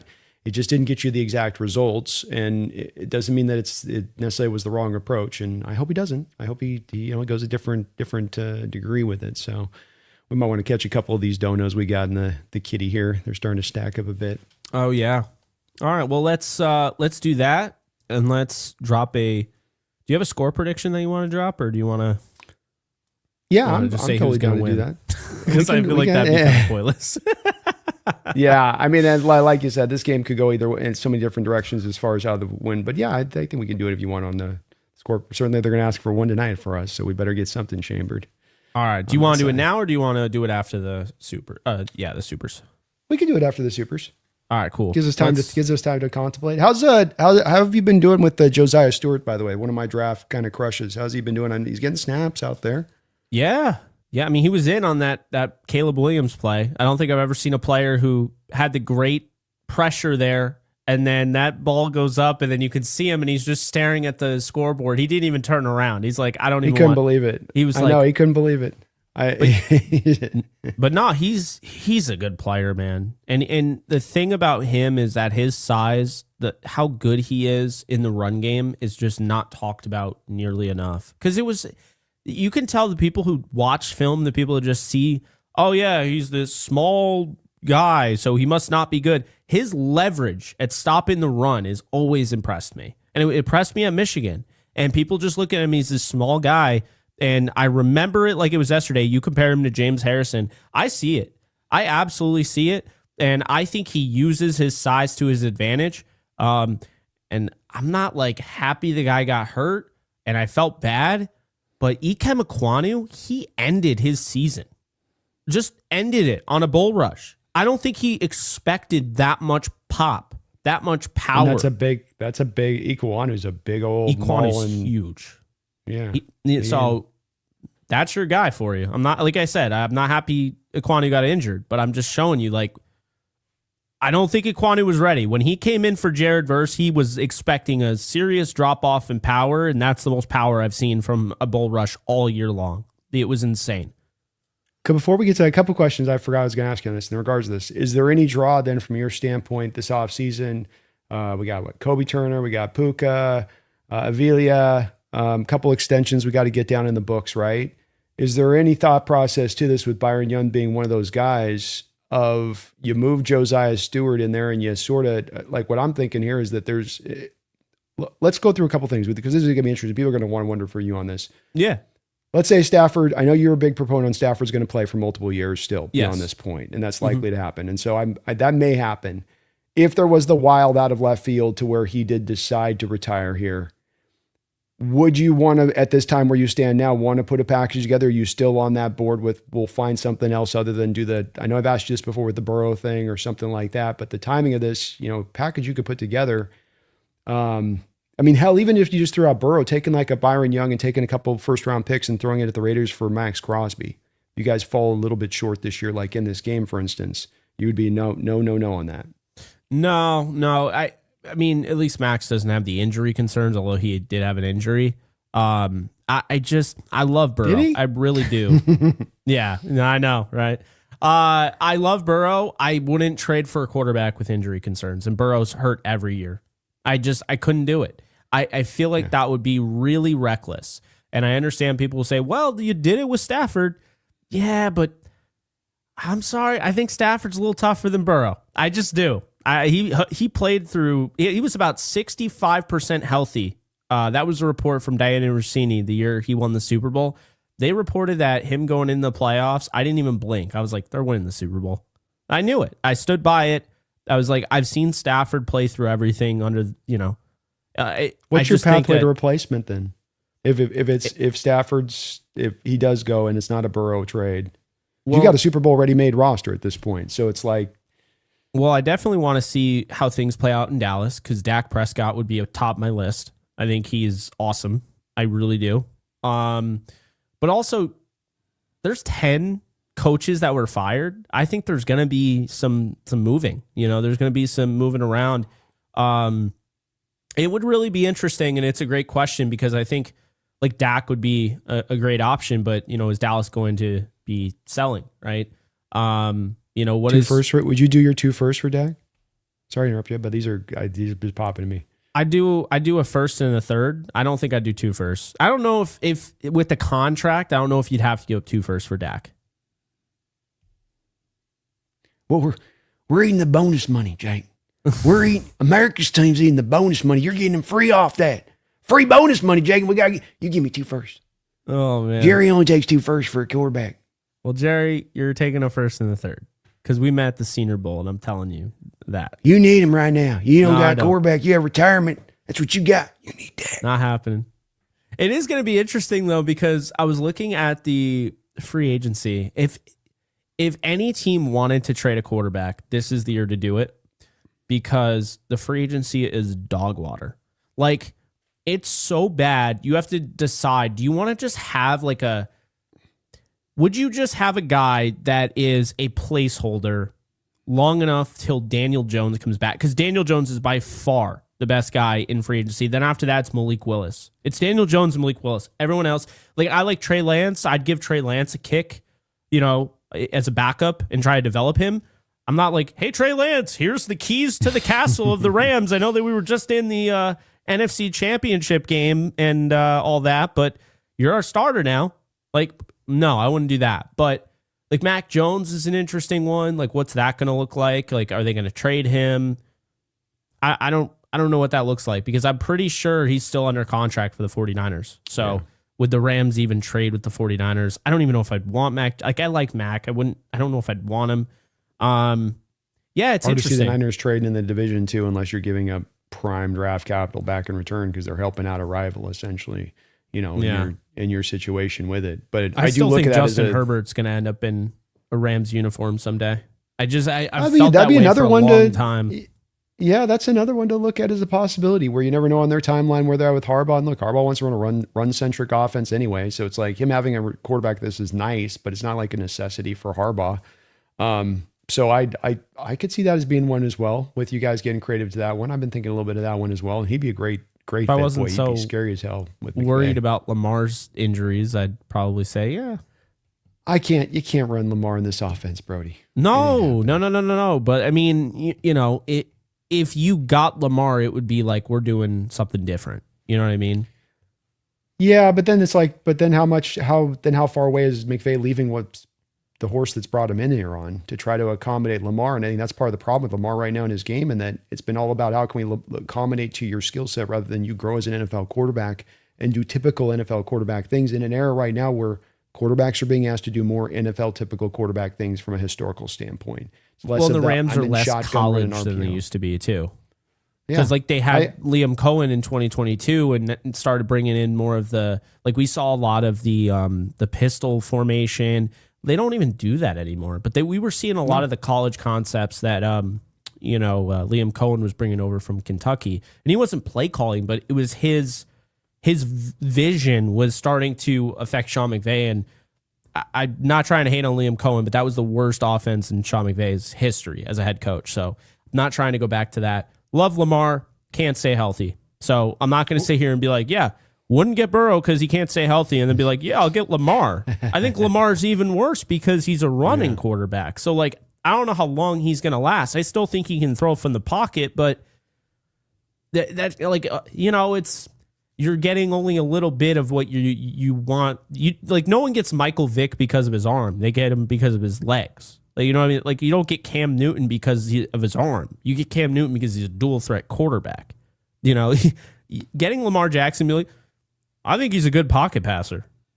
No, like, I'm sorry. Like, I don't care how much you love Lamar. If he was told like he can't run anymore, you're not getting Lamar. So I think, by the way, this is why Seattle made the right move, and Schneider deserves a lot of credit for, signing Sam Darnold, because I don't think enough teams were looking ahead the way Seattle was. I fully believe Seattle was looking ahead at next year, seeing that there's probably not going to be a lot of options.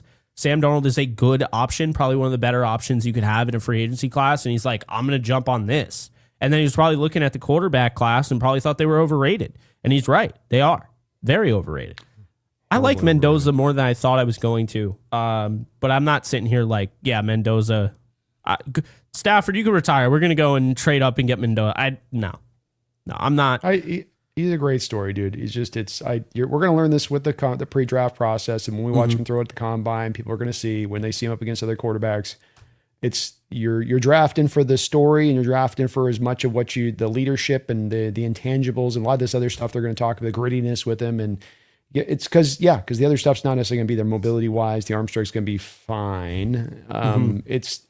There's some, for what they're talking about, number one overall pick, it's just gotten completely overboard. And the Rams did that, I would be laughing my ass off if you multiple first round picks to go up there and take Mendoza. But they're too smart to do something like that. There's no way in hell they would be. And I think that right now you bring up a good point about Sam, and that there's a market correction going on. And can you find value? Somebody's going to give Malik Millis probably more money than Sam got last year this offseason because he is that only guy available. But that's why I asked this question too, because I think it's also from a Rams standpoint, Stafford's likely to come back, likely not be an issue. But if it weren't to happen, there's not necessarily just automatic lever goes down and here we go right over to this. It just becomes a little bit, it gets a little complicated. And you got the Super Bowl made roster, and there's nothing worse in the world than have a Super Bowl made roster that's missing the quarterback from a functionality standpoint.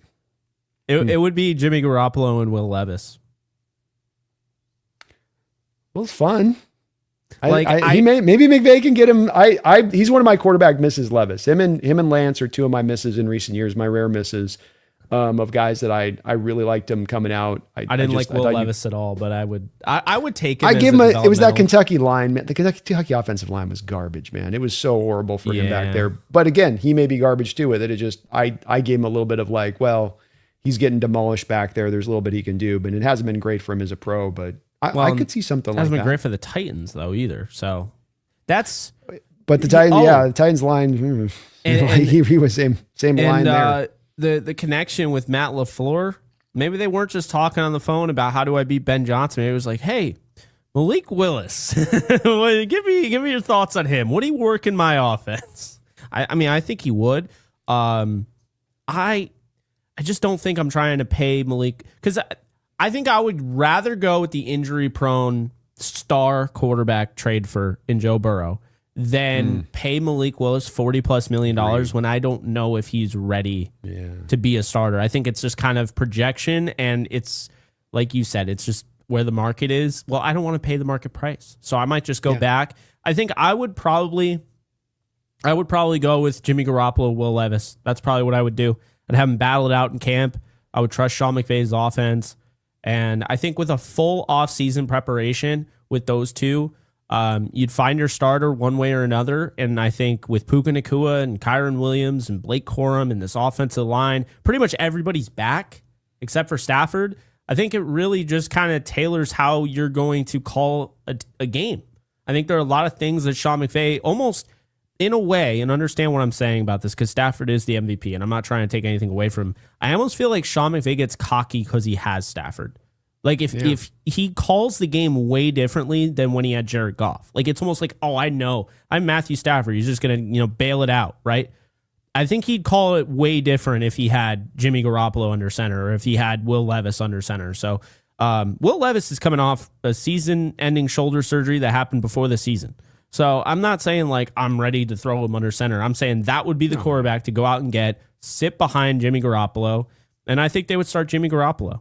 But I wouldn't have any expectations at that point. Like I would be like, I think that they can go to a playoff game, but I wouldn't be like Super Bowl. Because I see people in the comments that are like, oh, homer. Like, no. You would have every right to call me a homer if I was like, Jimmy Garoppolo and Will Levis are going to win the Super Bowl. That's enough. But I don't think that's anything I'm going to have to worry about because I think Stafford's playing at least another year, probably another 2 years, and maybe 3 years. I definitely see that being the likely way. And another guy we can mention in the boat, never know what goes on with Stroud in Houston too. So this could be a weird, with that offseason, the timeline there where another guy you put him with McVay and it's like set sail on the open seas, man. You guys are flying at that point. But look, all null and void, Stafford's coming back.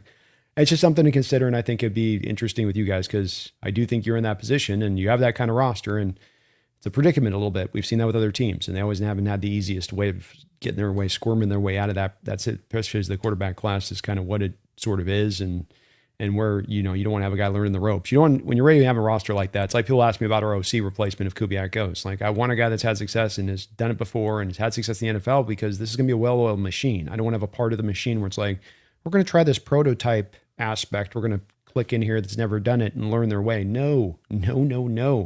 I keep the machine rolling, right? Keep it going. Who would you go after? It's probably going to be a place that's not going to have other fans excited. It would be an Arthur Smith or Mike McCarthy. Oh wow. I'd be open to a Zach Robinson with the Falcons coming off of what he did, but he wouldn't be my number one guy. But those guys, I think they come in here, and I think that it's less about the ceiling of the coordinator that comes in here, and it's more about the floor, especially understanding that this is a defensive-driven team that runs the ball, that has great special teams. Is it nice to have an offense that can be top five? Sure. Is it nice to set a points record for the team this year, and partly because the offense doing what it did? Yeah, it's great, but it's not going to be a necessity of this team to find Super Bowl success in the future, in my opinion. We need somebody that doesn't get lost in their floor, or I don't know where my floor's at. I need the floor up here. And then we can go from there. And those guys coming in, I think, would do so. Arthur Smith, I think, has been given a bad shake over his last 3 stops. Went to Atlanta, wasn't given a quarterback. It's kind of important for an offensive-minded head coach, isn't it? It's kind of necessary. Then you go to the Steelers and you're giving Justin Fields and Russell Wilson, and the Jets are about to parse off Justin Fields and eat $20 million to get him out of town, say nothing of where Russell's at right now. And then you come back this year and you've got an Aaron Rodgers who's heavily diminished from what he was, pass protection that can't hold up front, nor can they create holes in the run blocking game. DK Metcalf, who looks uninterested for some of this season, a large part, not much else. I think that's a guy that's a little bit underrated when you look at what he did with Tannehill, the other quarterback that he's been given, by the way, in his time. He had that Tannehill playing great. He had that offense humming, so I look at that and I go, yeah, I think he could come in here and I think he could do a really good job and get this running game on point and keep it to the blueprint. That's that blueprint I talk about. It ain't a sexy one, dude, with it. But again, your Rams want to run the same thing, I believe. And you talk about McVey, and this is the thing that I don't get with him, is he's so smart at being at the forefront. 1,000 pounds of beef on the interior of the offensive line in free agency, then drafting Avila in there as well, right? And we got the two good backs, and we're going to commit to running inside versus those teams that are all outside zone and parameters that is so smart. Man, that's just because the game with the cover two shell and the light boxes and how that just lends in well. And then we get to the rubber meeting the road, and he's like, yeah, I'm going to run a little bit. Some, but like you said with Stafford on the whole, I got a miracle man back there. I want to use my miracle man. I want him blessing Fields, It's like, but you set it all up, buddy. You set the whole thing up right there. It's right there. Just there you go. I think for you guys, I think I would probably go with Joe Brady. Because I think the Bills Joe's possible, but he's not. I don't think he's as much out the outside. It's more that shotgun RPO stuff that he worked off of with Josh, and that's where true. You're not going to have Sam Darnold keeping RPO keepers off the edge. And I get why I work for Josh, but I don't want to live in shotgun. I want to live under center. That's where I want to be at. I want to be outside zone. I want to go because when you reset everything, now you're hitting the zero button on all this. So any of what you built up this year in that detailed driven scheme of this outside Shanahan-like scheme that's not easy to learn, takes a little bit of time. You're now taking yourself back to kind of a 0 hour. And that'd be like the fourth different offensive scheme in 4 years or something like that for the Seahawks at that point too. What about, and I'll end it after this and then we'll get to Supers. What about Bobby Slowick? Because I'm going to point out CJ Stroud has looked like not even the same quarterback since Slowick left. I mean, he was there for his rookie year and then he left and then he's a passing game coordinator, I believe, for Miami. But since he's been gone, CJ Stroud has just fallen off a cliff. We looked at this situation talking about this offseason with Houston coming into it on the roundtable. And it just, to me, this is the narrative thing that comes out of these playoffs that drives me crazy. And this drives me crazy with the quarterback outlook. It's obviously revolved a lot around Sam, but it's just a bigger problem that I've had by and large for about a year and a half in our discussions, not you and I, but just in the roundtable discussions. I saw Stroud, and to your point, I like Soak, so I'm potentially mildly interested. I don't know if he brings the staff background. One of the nice things with Kubiak is he's got the staff too, right? He's got the connections. It's not just the guy you're getting play caller, but what kind of staff he can build behind him that he's bringing in behind him with his connections. And I don't know if Slowick's got as much of that. But I do think with Stroud, I just come back down to you put an offensive line together that I would describe as dog water. Yeah. And this was and last year it was awful. And then you went to putrid. And I just go, everyone could see this coming from miles out. And it's hard for me to come back to Stroud now. And you know what I've said this week? What'll happen here is you'll have actually legit bad throws of a quarterback in that moment, like in this playoffs, where it's like, well, that wasn't pass protection. He just made a crap throw. And it's like, yeah, it's the cumulative effect. I do this to you game after game after game. This is what I'm doing to you at the quarterback position. Every time you drop him back. Yeah. Now when I get to week 15, now when I get to 2 years into week 15 of the second year of that happening, suddenly I'm seeing the ghosts. Suddenly that I'm not operating with that free looseness that you saw me 2 years ago when I was into game one that I was operating with. And that's why I hate it so much when I see it, because not only does it inevitable that's going to happen, but then everybody's narrative to it, I'll see where you stand on this, where maybe I'm off, but everyone's narrative then goes to it and says, see, he was really it was a mirage. And what he did in that first year was just, that's just him just getting lucky that first year in competition and bop, right? Where do you stand on that? Well, the offense misses Tank Dell. I'll say that. A lot. Because I think a lot of what CJ Stroud wants to do is push the ball down the field. And I think, Tank Dell being that just lightning rod that you can just throw it. Oh, throw it down there. Tank Dell will be there somewhere. It doesn't matter how small he is. He's just going to come up with the football. They missed him this year. Then the offensive line, they like had a really good offensive line. Then they traded away their franchise left tackle for reasons I don't understand. And they just kind of like messed around with it. But now I feel like the damage has been done. Like, I don't know if Stroud I think he's just lost all confidence. He's going to need somebody to bring that back. And I just don't know. I don't know if DeMeco Ryans is the guy for that. And that's not to say that DeMeco Ryans shouldn't be the head coach, because I think he's one of the best head coaches in all of football. I think he's going to need to probably go somewhere else. I don't know if it's going to work out in Houston. And I don't know if that's the answer Houston fans want to hear, but, you know, I don't know why they fired Bobby Slowick, to be honest with you. And, to the point, like you were asking, like, I don't know if you would be able to bring in guys. He's got that whole Shanahan tree. Like, he was there for a long time with Shanahan. He was like Shanahan's right-hand man. Like, he was there 2017. Then he gets a job in 2023 as the offensive coordinator. His quarterback wins the offensive rookie of the year. And then I don't really know what happens. I mean, they fired him in 2024, and then he goes and he has to take a senior passing game coordinator job with Miami. I don't know. I have no idea what happened with him, but I think he has a lot of connections, and that's definitely a guy that could put together a staff. He was also part of that Washington Redskins staff, that like one of the greatest staffs ever. McVey and Shanahan and Slowick was just chilling there, and McDaniel and all those guys. So yeah, I think he'd be your best option, honestly. I do. It's a possibility, certainly, and to keep the scheme. That's my main thing, is I want to scheme in a guy that's called plays. So it does check those boxes for me as far as that. I need that prerequisite. Some Hawk fans are like, oh, go for this guy's never called plays, or go for that guy that's going to call plays. Maybe we'll just take your LaFleur. Maybe we'll just grab yours. He's not getting to call plays, so we'll just be like, hey, you get to call plays here. You could. Come on over, buddy.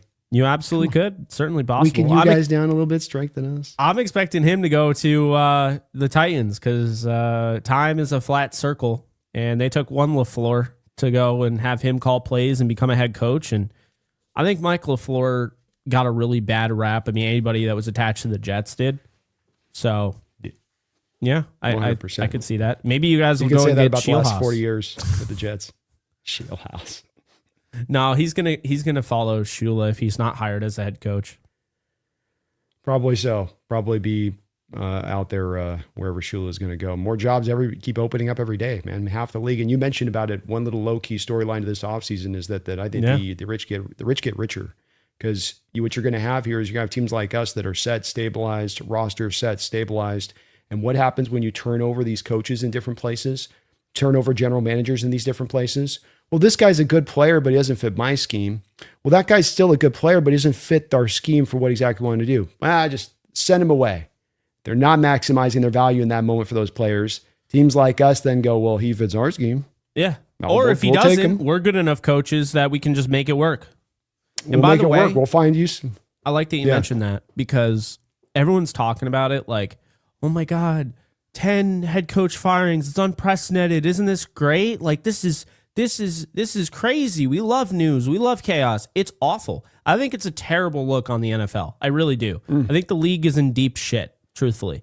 I think we're probably going to see the same, and we see it every year, right? Like, for the most part, it's the same 14 teams in the playoffs, and, minus 2, 3, 4 teams. I think we might see -2 next year, -3. It's getting bad. Like, to the cream rises to the top to the level of, like, it stays there. Like, it's just, that's where it is. Like, these guys are staying there. The Chiefs will probably be back in some capacity. The Lions will probably have a shot, although they hired Petzing, which is hilarious. But don't you see that? Like, I feel like this is a really bad look for the league right now. This is telling me, when I see Andy Reid is obviously he's the number one coach in terms of tenure.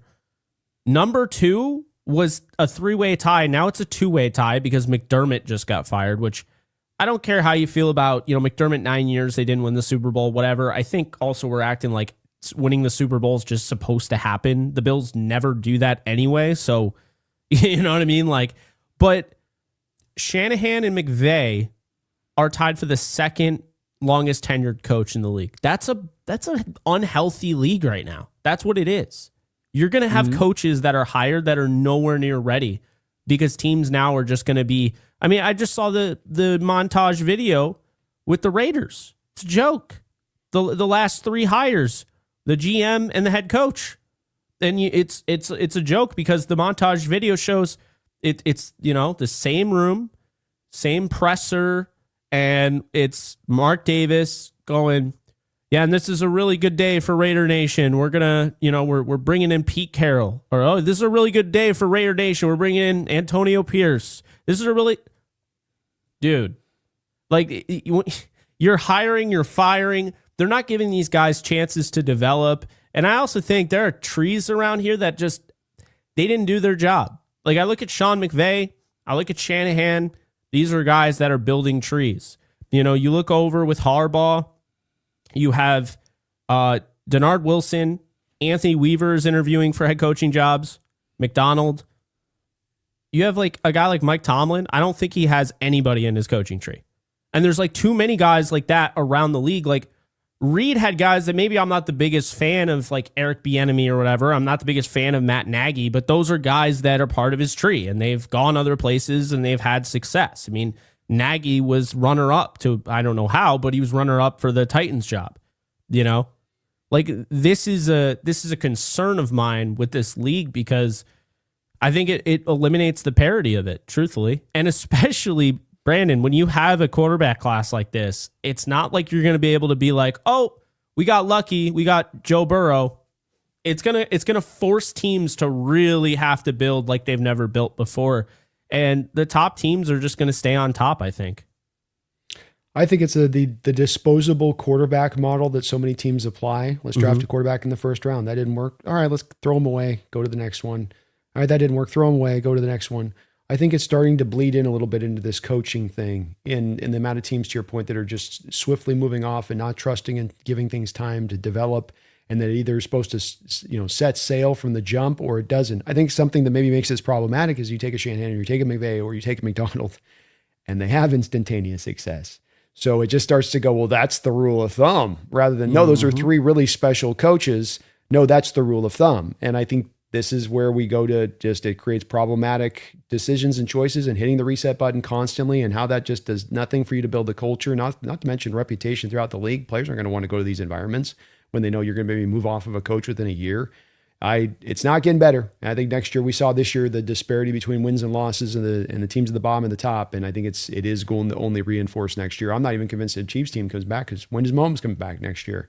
When are they going to have a quarterback is in? And where's that roster at? It ain't like it's like, well, whoever the quarterback is gets a loaded roster in an easy division. So those days are kind of done out there. So I think it's right. I think they always say it's 6 different teams every year. I think you're right. 2 sounds about more right for next year, when it comes down to it. And it's really going to be one of those teams like a Detroit that just maybe happens to barely miss versus a Chicago team that maybe got in this year. It's not going to be a team that I think comes up from the bottom to the top, type of thing, Drake style a little bit, Like Washington panicking that they get to the NFC title game with a rookie quarterback and then they have injuries and they can't just admit, you know what, this just isn't our year. We started off the year, Austin Eckler had the season-ending injury on the first drive of the game.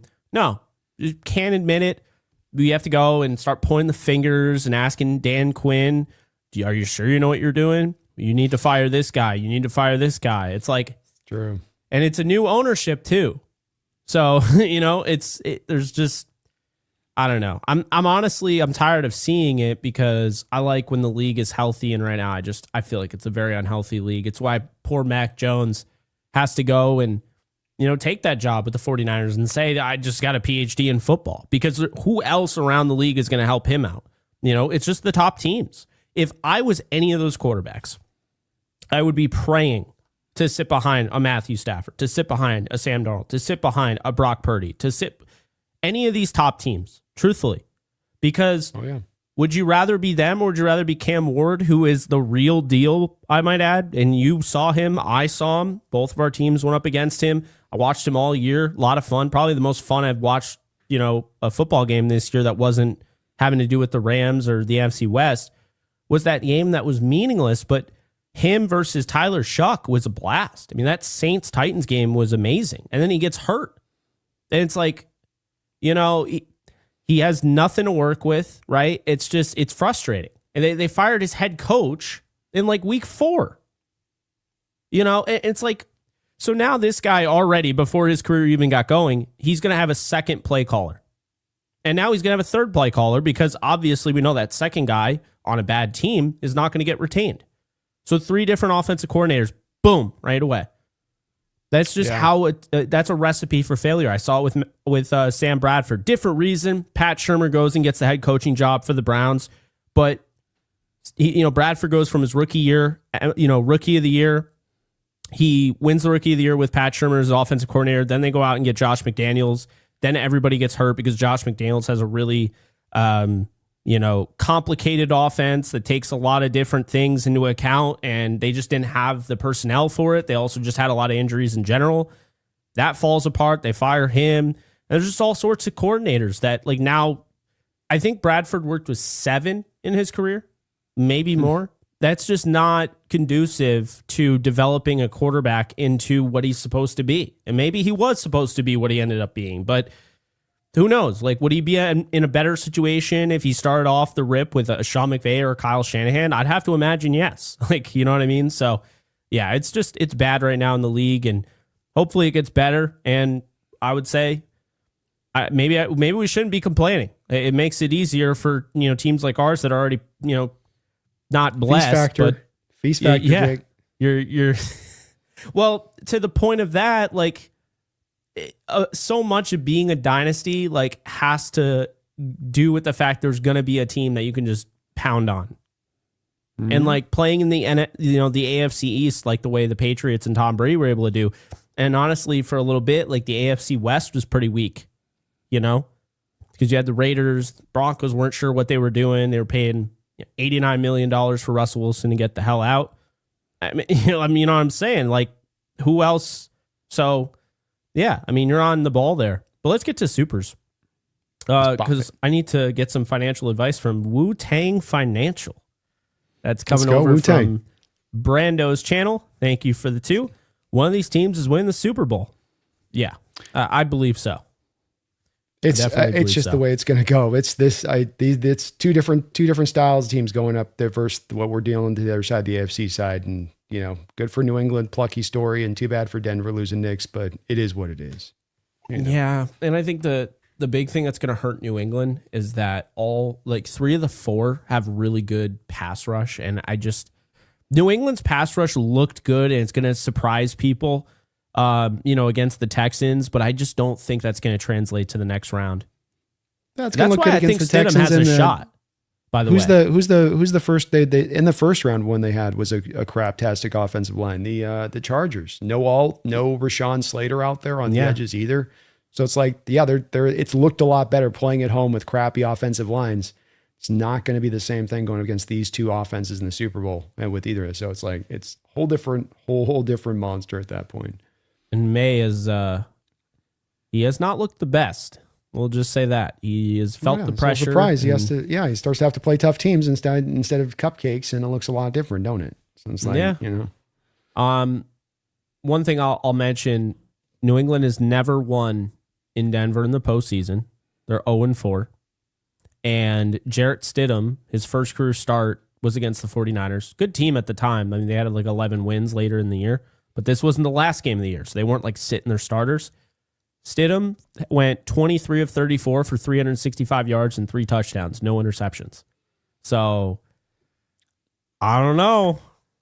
I mean, maybe. I'll tell you, you'll be licking your chops if you get a play, or I'll be licking my chops if you get a play Stidham. But I will say, Mile High, one of the reasons that they do so well as much as anything is that air, and that playing in that altitude is no joke for those players, and it's hard. You can't really prepare for it. It's going to gas you out at times, and that can play a factor deep into the season for sure. And they've finished games, and I think they only lost 1 game all year at Mile High, so we'll see. Ruiz, Puka is right. Thank you for the 2 coming from my channel. Cap and Shirt 2.0 asked for lamb chop. Brando, you get lamb bach. There we go. That's good. I got the fork and knife. I don't even know what's happening. Ruiz, appreciate the super. Our friend Megan. What's up, Megan? This is coming from your channel. Megan, how's it going? Greetings, boys. We'll be watching the game from Sydney and cannot wait. Should be brilliant, and I'm expecting a Hawks win as always, but I will save my gloating until next week. Ooh, there we go. Wait, maybe we're down to Australia, Rams, Seahawks, Australia maybe next year. She's hearing some heat down there in Aussie land that might be the case. I might have to travel. I might have to talk you into traveling down with me. We might have to go to Australia next year there. Come on, it's only a 37-hour flight for you, buddy. Just keep me far away from what I've been told. I don't know. Maybe Megan can attest to this, but I've heard that their spiders are as big as dogs. Oh, everything's trying to kill you in Australia. That's the whole thing. I don't know if with the way my heart is, I don't know if I can handle that.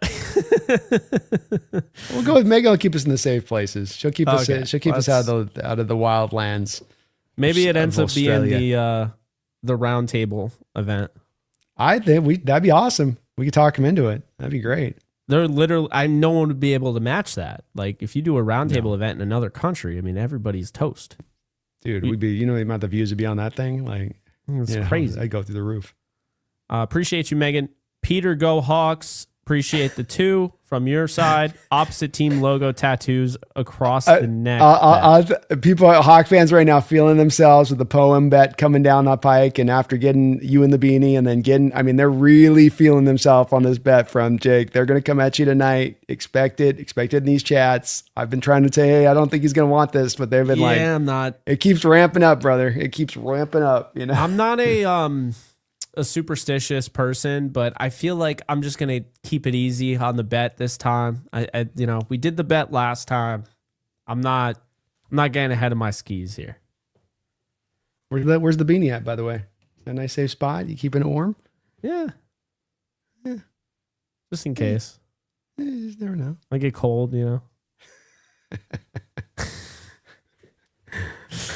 Appreciate the 2, Peter. Seattle Seahawk, Seattle, thank you for the 2. Over on Brando's side, Purdy was 4-0 in Seattle too. Look what happened. Yeah. Yep. I think it's kind of like what we're, I was saying it as part of what I was saying at the intro, is that there's a lot of these.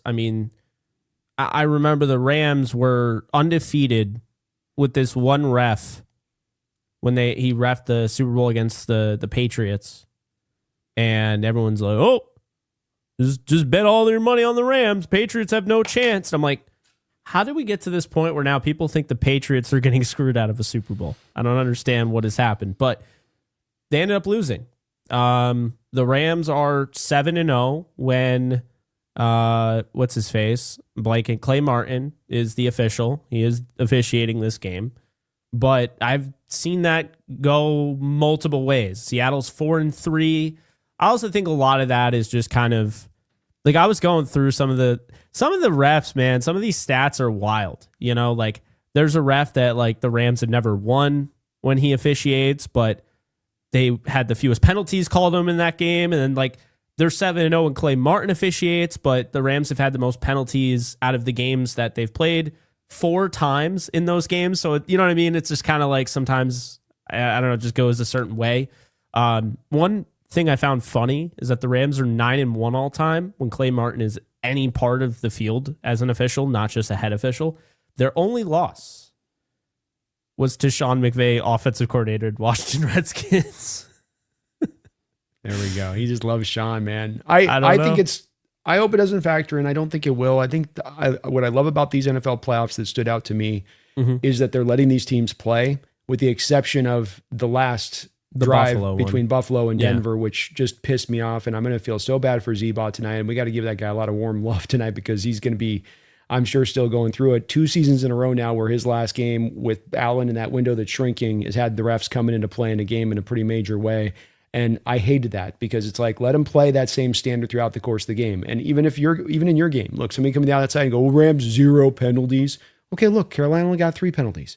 That's what I want. I just want to let them play through and let the players decide. Is it going to mean we're going to have moments in this game where he's up there, he's grabbing? Yeah, it's going to be a little bit of that, because that's the price you pay versus going to the line if we're playing it to the letter of the law. But I like that the NFL has leaned into these playoffs saying, we're going to let the players decide this. We're not going to get in here and over officiate this crap. Let them decide it. And I hope they do that this upcoming week too. I agree completely. It's why I thought Sean Hockley had the best officiated game I've seen all year. I thought that game was great. There were moments in the game where like Rams fans were looking for a push off on the Komet play, didn't want it, didn't think it was necessary. They were looking for a leverage call at the end of the game, didn't want it, didn't think it was necessary. There was a hands to the face that could have gone on both sides. I know, what was it? I think it was Kobe Turner hit Caleb Williams in the head, and then Matthew Stafford gets hit in the head. It's like, well, come on, guys. You weren't complaining when Kobe got away with hitting. You can't complain now that Stafford does. You know what I mean? So I totally agree with you. I think that's how it should be. Now, if it's blatant pass interference, fine. And you can't just be like, well, it's late in the game. We'll let him get away with it. If it's blatantly obvious where a guy goes to the ground, like, I think I thought the Patriots-Texans game, I thought it was a little New England favored at the end of that one. And the jury's still out on if that official was trying to actually get the flag out of his pocket and just said, you know what? I look like a fool. I'm not even going to throw the flag at this point. The Higgins one. I don't know, but because a lot of people seem to believe that's what it was. But I agree with you. For the most part, that's how it should be. And by the way, those are the spoils of getting into the playoffs. Is that not what we're really talking about? You get a chance to actually play football for the first time all year where it's like you can get screwed on calls. I mean, the Saints got screwed on the call against the Rams. I'm not going to sit here and say they didn't, but like you can get screwed on calls. But like typically speaking, it's going to be like let them play. That's part of the spoils of getting into the playoffs. That's why you want to get in the playoffs. You're more likely to decide the outcome. Not saying it's 100% all the time, but Yeah, it's not perfect. It's just the best brand of football for really determining the winner, in my opinion, versus trying to letter the lot, which just allows for over officiating and allows for them to come in and have too much impact on the game. Yeah, no, I agree with that. The Lord's Disciple 777 coming from Brando's channel. Jake, who do you think is playing better at the moment? I think it's Seattle. I have no issue saying that. I think the Rams are playing a different style of football. That's what makes this game so interesting to me. And I think people are going to really miss the plot in this one because there's going to be predictions that are out in left field, like 37-34. I don't think it's going to be that type of game, Brandon. I think this is going to be in the 20s. I think it's going to be a hard-fought football game. I think the thing that the Rams are doing right now that kind of evens the playing field with the way the Hawks are playing is that they've been taking care of the football and they've been, doing a nice job of finishing games, which is something that they've really struggled to do this season. They're now starting to play their best football as far as that goes. Their special teams is better. Their coverage has gotten a little bit better. I mean, it's not quite where it was at the beginning of the year, but it's gotten better. And then they got, both sides are pretty damn healthy. So I think we're going to get a pretty close game. I'm still mulling the final score prediction that we'll give at the end of this one. It's kind of spinning around in my head. There's a lot to turn over in this one. Mark Sanchez, who must use all his commissary money on Wi-Fi at this point, appreciate you 5 over on Brando's channel. No cigarettes tonight. I wanted this because if you want to be the best, then you got to beat the best. And the Super Bowl winner will be the team that wins this game. I agree completely. And that's how I felt. One thing for sure, I never wanted to avoid this game. Like there were Rams fans that are like, yeah, I don't know if I want to play. I'm like, I want to play everyone. I want to play the Eagles. Like that was the funny thing. Like when Jesse was like, this is wishful thinking. Are you kidding me? I want to play the weakest Eagles team that we've seen in quite some time. And I want to get revenge. And I want to rip their hearts out. I'm glad the Niners did, but like I wanted to do that. That team didn't scare me at all. And I find it rich how like a bunch of Eagles fans are like, well, we would have done better in Seattle. No, you wouldn't have. How would you have done better? You have no offense to speak of. Like the 49ers actually have an offense and the Seahawks shut it down. You don't have an offense. Like, Seattle would have been able to have everything like under the microscope because it's like, you guys don't have anything. We'll shut down AJ Brown and Devontae. How are you going to do anything? You're not running with Saquon. See, that's the thing that I find funny is that there's always like a fan base of a team that lost that tells you that like, yeah, well, we would have done better. It's like, I don't think so. Maybe I don't see it. I think Seattle would have just run roughshod at the Eagles. Just the way they play, I don't think it would have been close. Well, Eagles were trying to play that game that people like to play, which is that you're somehow going to be something else when you get in the playoffs. Like, oh, now we really turn it on. Yeah. You know, like we're cruise control through the regular season, but now we know Never what's required. We've been here before. Like, no, you are within the regular season what you are going to be in the playoffs. It does carry over. And that's why I also believe that playing your best football does have a measure of importance here, because it will carry on through. It doesn't just go, well, now it just kind of like comes to a stop because it's the playoffs. You know, if you're building on something and you're going in a way, that's how you kind of get to that. This is why, to your earlier point in the show about McVey playing those stars at the end of the year, he recognizes this as well coming off the Seattle game. Like, okay, we got knocked a little bit off our hitch there with it. Not that we broke them, not that like, again, let's nuance this, let's gray area this, but that I got to recapture that spirit as we go in the playoffs. I've got to risk even maybe a little bit of these guys at the injury front and have stars play a little longer and re-get this back, because that's an important thing to have going into the playoffs. And that's something the Eagle fans certainly didn't understand, but are we surprised when it comes to Eagle fans? I mean, No, we're not. We're not. Yeah. I'm not surprised about Chicago fans now with the whole Dome Boy and all these AI. Thank God I don't have to look at any more of these terrible AI generated images of Caleb Williams and his fingernails being painted, stabbing, Matthew Stafford. Like, it's just like, what am I looking at? Like, why was this on my feed? Why did I have to go through that? Well, luckily I don't have to do it anymore. That was brutal. Brando, it was a tough week. It was the Rams versus the Bears versus the Weather Channel. I mean, it was, you couldn't even enjoy it. I had to deal with 49er fans last week, bro. Don't talk to me. I had to deal with 49er fans. You know what that road's like. But I mean, we now have this whole, I'm starting to get used to, oh, it would be their best win in 15 years. I'm tired of the best win 15 years happening against my damn team, okay? The Lions fans were obnoxious. The Bears fans were obnoxious. Like, I'm over it. Like, you guys go away. Yeah. So that... All you're doing is celebrating losing. Yeah, it was...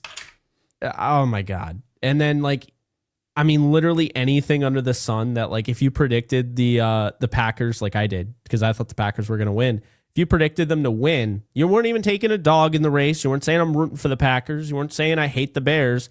Bears fans would be like, oh, how do you feel now? And I was like, literally everything had to go right for you. I mean, it was I give you a lot of credit, but good Lord.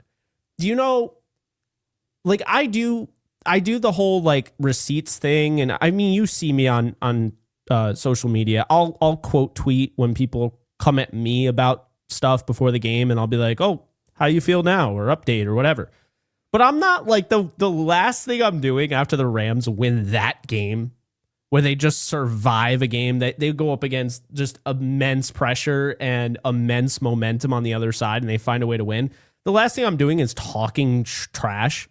I'm like tipping my cap to the other team. Like, that was a really freaking good game. And I'm also thankful that they pulled it off. Like, I'm not like, oh, I can't wait to tell people that they suck. Like, no, I'm the same way. I'm more like, even after this Niner game we had, it's like, no, I'm just like, hey, we got through. This is the playoffs. It's like survive through, get to the next round. It's everything's do or die. And exactly, the stakes couldn't be larger. It's true. Dylan, over on your channel, thank you for the 5. Seattle had so much success running the ball against San Fran in the last 2 games, dominated in trenches. How likely can Seattle repeat that against LA? That's a great question. I don't think we're going to match the same thing to the Niners, because the Niners, part of what's going on with them was the weakness of that defensive line. And part of that comes from the dead money they ate this offseason with Malik Collins, and Hargrave's never been good against the run in about the last 6 years, but that's still a guy you lose as a body. I think Alfred Collins, rookie, was good early on in the year. I think he started to wear down as the year went along. Michael Williams out. That was a guy that, as much as what he got pass rush wise, he was a good run defender from the jump for them. And so the combination of all that loss, CJ West, rookie, starting down there, I the linebacking core down, and off-ball linebackers down. That's where we were able to really make our headway, I think. And as much as we got this, just simplified the game plan down, just like hammer the run game. We're not going to be able to necessarily do that against the Rams. Some balance is going to be required. The key is going to be just as much, don't get into running too much, or get away from running the ball too much, like we did in the first matchup, where you're just right out the chute trying to throw on this Rams team and trying to pack them up. But no, make them stop the run. Force them to first show they can do that before you start trying to decide you got to throw a little bit too much? Yeah, I think it's going to be very similar to what like the Bears did to the Rams. I think if Charbonnet was playing, I think you would have seen that kind of 3.5 yards per carry range, where I think like with Kenneth Walker, you'd probably be like close to 4.5. That's kind of how I saw it. Now without Charbonnet, maybe Kenneth Walker dips down to 4.2, like he ran in week 11. I think having Quentin Lake back just helps them immensely in the run game. So I don't think they're going to be able to run all over them. Like they didn't run all over them because the game script got out of hand and they kind of had to play comeback. But, you know, that game, I mean, Walker had 100 yards rushing on 11 carries. So I just don't know if you're going to get that type of success out of him now that it was just pretty the two healthy. big runs. It was the two big runs too that kind of pushed the day up a bit, right? The 55-yarder and then the 3rd and 17 that he got. But they've really done a nice job of kind of holding the run in check. And, you know, when Quentin Lake was out, it got a little tough. When Quentin Lake and his replacement, Josh Wallace, were out, the one game against, you know, the Falcons, it was really bad. And, I mean, I still think they bottled up Bijan pretty well, but it wasn't just 2 runs. It was 4 big runs, and one of them was 90-plus yards. So it's like, you can't really say that, you know what I mean? It's like, yeah, but they still gave up over, you know, what was it, 200 yards from scrimmage or whatever. Quentin Lake's been beat up a little bit by PFF the last 2 games since the return on the Carolina game. Is that fair? Is he actually playing pretty decent and they're just off on the grade, or is he still knocking some rust off? He's knocking some rust off. I think Carolina's grade was a little harsh. I think it was almost like they went in with context. He's knocking rust off. So it's like, instead of like, oh, okay, we'll give him a break, we're like, oh, they were like sharks and, you know, there's blood in the water. Let's like drop him low. But I saw a better player this week all around. They were really targeting him in the receiving game last time, you know, with the Panthers game as most notable. Yeah, that was like 8 catches on 11 targets or something like that. It was pretty noticeable. This past week, so he gave up, I have the notes here in front of me. He gave up 3 catches on 7 targets for 25 yards. And the wild card round, he gave up, I think I was right on he was targeted like 11 times, I want to say.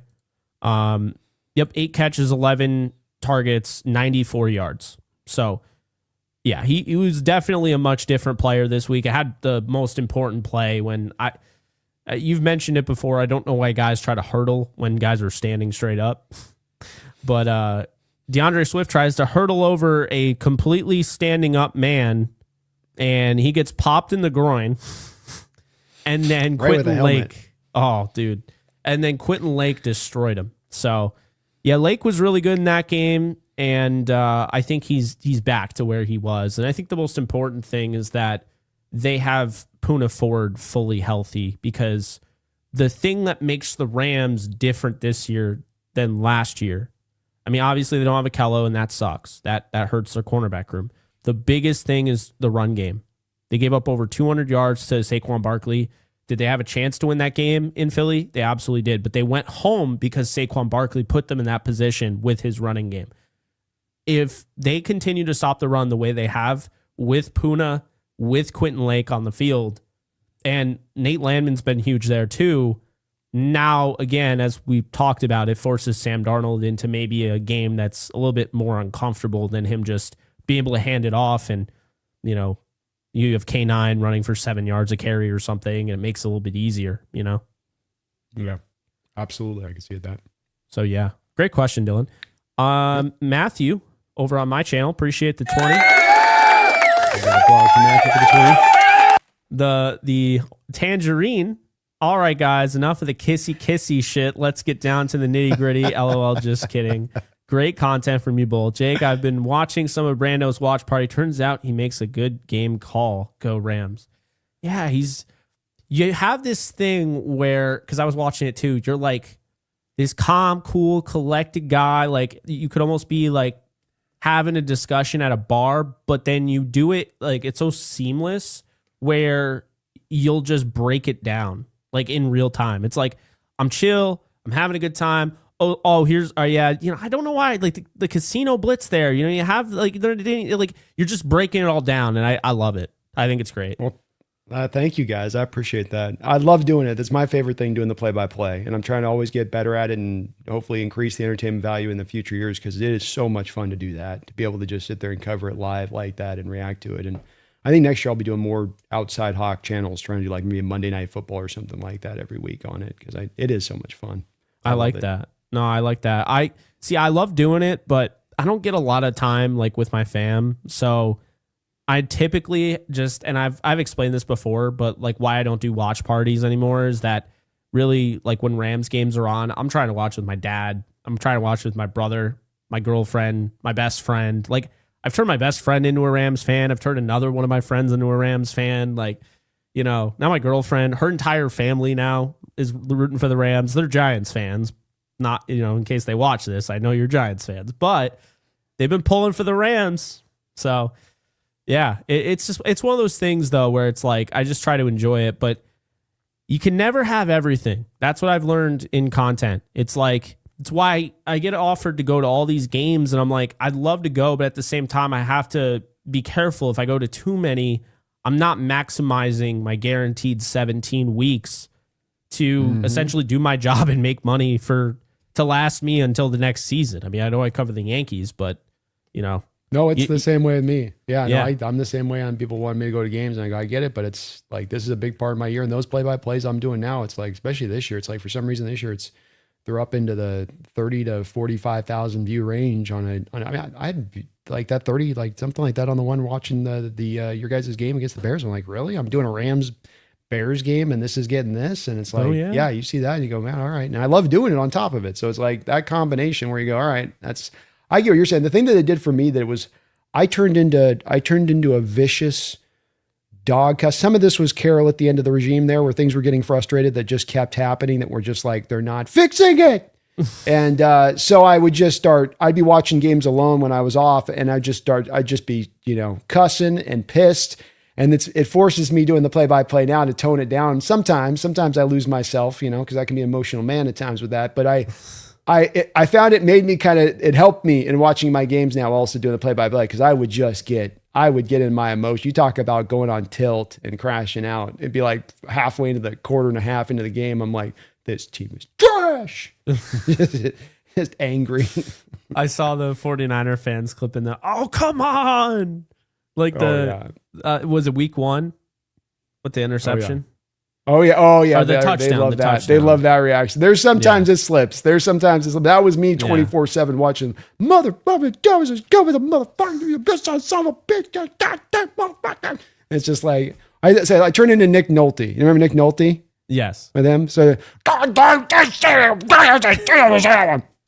that's just, you're never going to understand what he's saying. You hear just his inflections. Just, it's so funny. I always love Nick. You didn't have to say it. He just is nonverbal.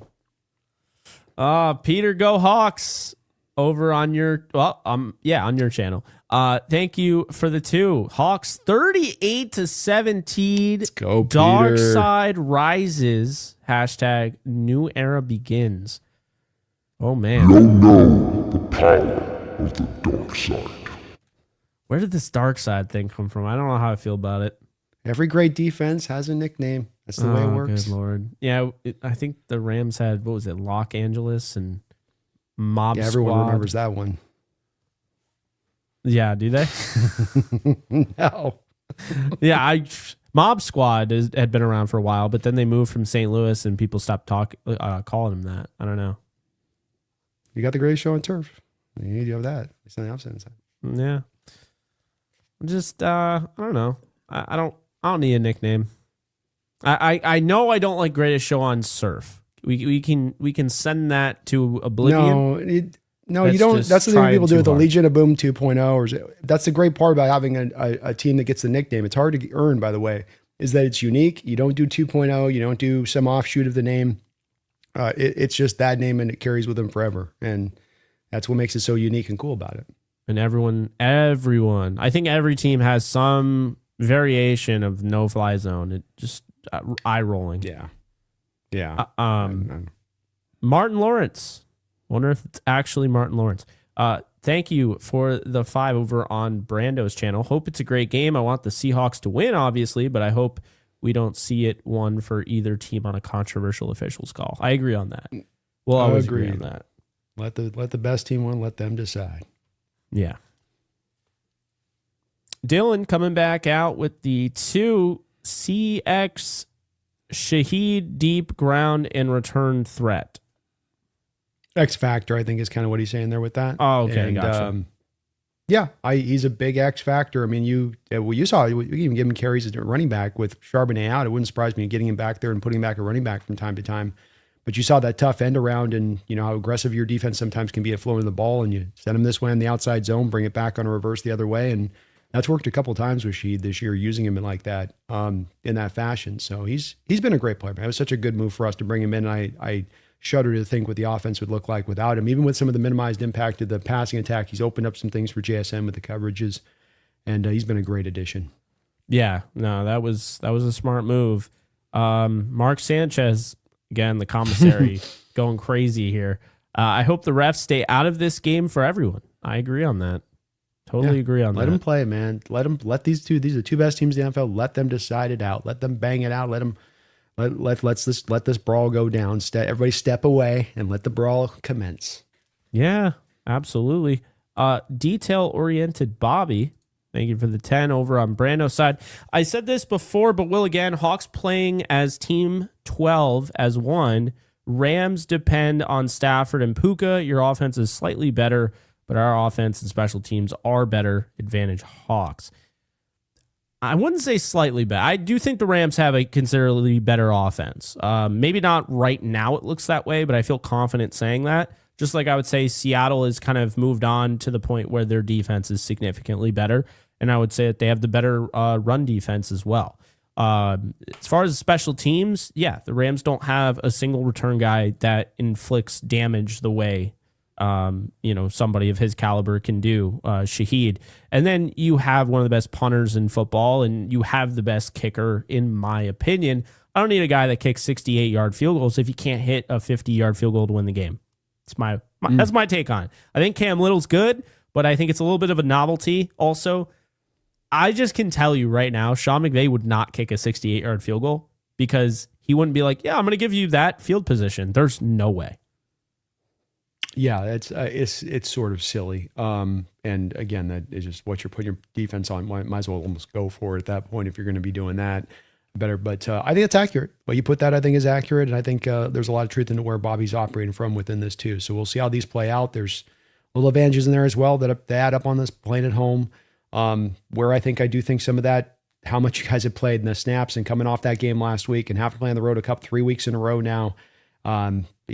Those bodies are going to be a little tired. Not that it's a differentiating factor. Again, trying to get into kind of just small, tiny advantages more than this like, well, it's just a big, no, but it's a factor, man. You 70 snaps on the back of Landman last week. That's like almost playing 2 games, just about, from a snap count standpoint. So, especially as for at least against my Hawks, where I'm looking at our guys at 30 snaps, 32 snaps. You're over here like Kobe Turner, 63 snaps.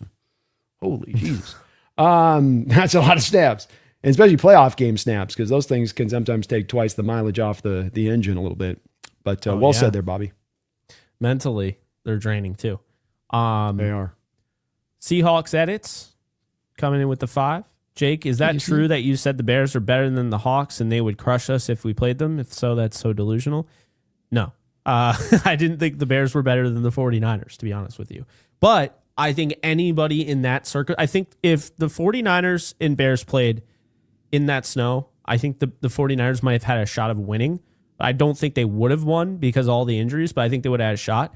I think Seattle and the Bears goes down the wire. I just think it's like why, like Urlacher, I was watching that interview, and he's talking about why you can't make it like a dome.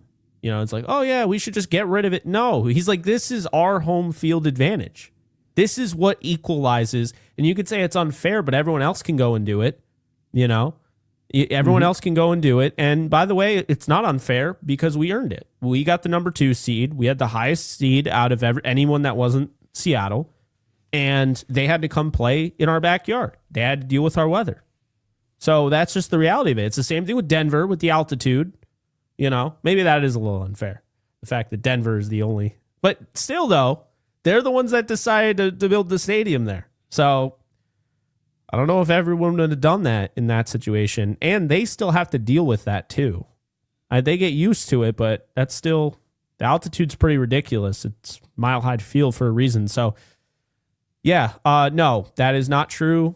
I'm not surprised. Like, there are probably people going around saying that I've said stuff that I've never said before, including someone saying that I banned them, when I don't care enough when I'm doing my live streams to ban anybody in the chat. I don't care. So yeah, I didn't say that, but appreciate the super. Vermilion Cast, thank you for the 10 over on Brando's channel. Seahawk fan here wanted to say both teams are playing their ass off for the playoffs. It's going to come down to defense and special teams and some turnovers. Can't wait. Respect to the Rams. Yeah, I got a lot of respect for Seattle as well. Yeah, I think it'll be fun.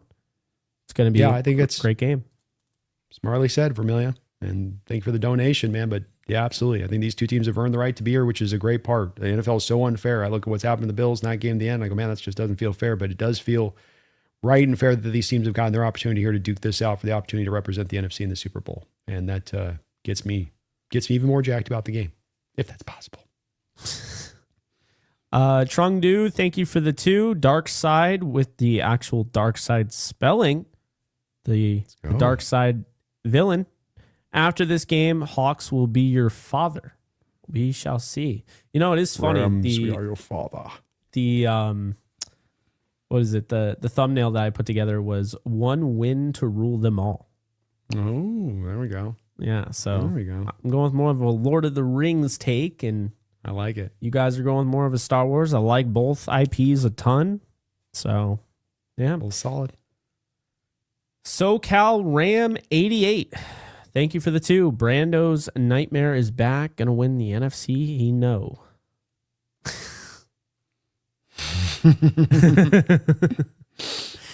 I love the he know. He know. He know. Appreciate you, SoCal. Also, SoCal's coming in. Seattle wanted the Bears, not the Rams.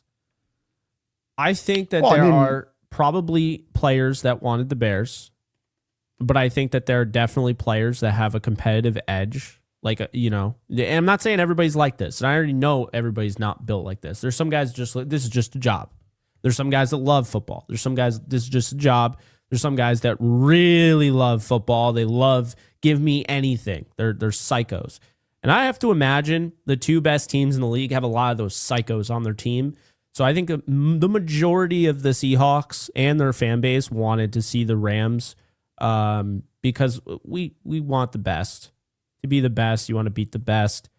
Rams have won a Super Bowl before. They're actually I think a lot of teams are going to be gunning for them because they're the last team that's remaining that has a Super Bowl win with this duo, coach and, quarterback. If they get by, this one, it's like Drake May is punching up his weight class here. He's never been in this moment before. Stafford won this, Same thing with I don't have to tell you, Jarrett Stidham has never been in any situation like this before. Sam Darnold's never gotten this far. So, he's not trying to go home. So it'll be fun. And yeah, that's how I would say it. All right, pretty much the same point. If I got to pick, I'm glad it's the Rams. I like this. I've said about this through the whole playoffs. So if I've got the easiest path to go get a Super Bowl, I'm going to take it. I'm not one of those guys I want to go through a murderer's row of opponents to really prove my give me the trophy.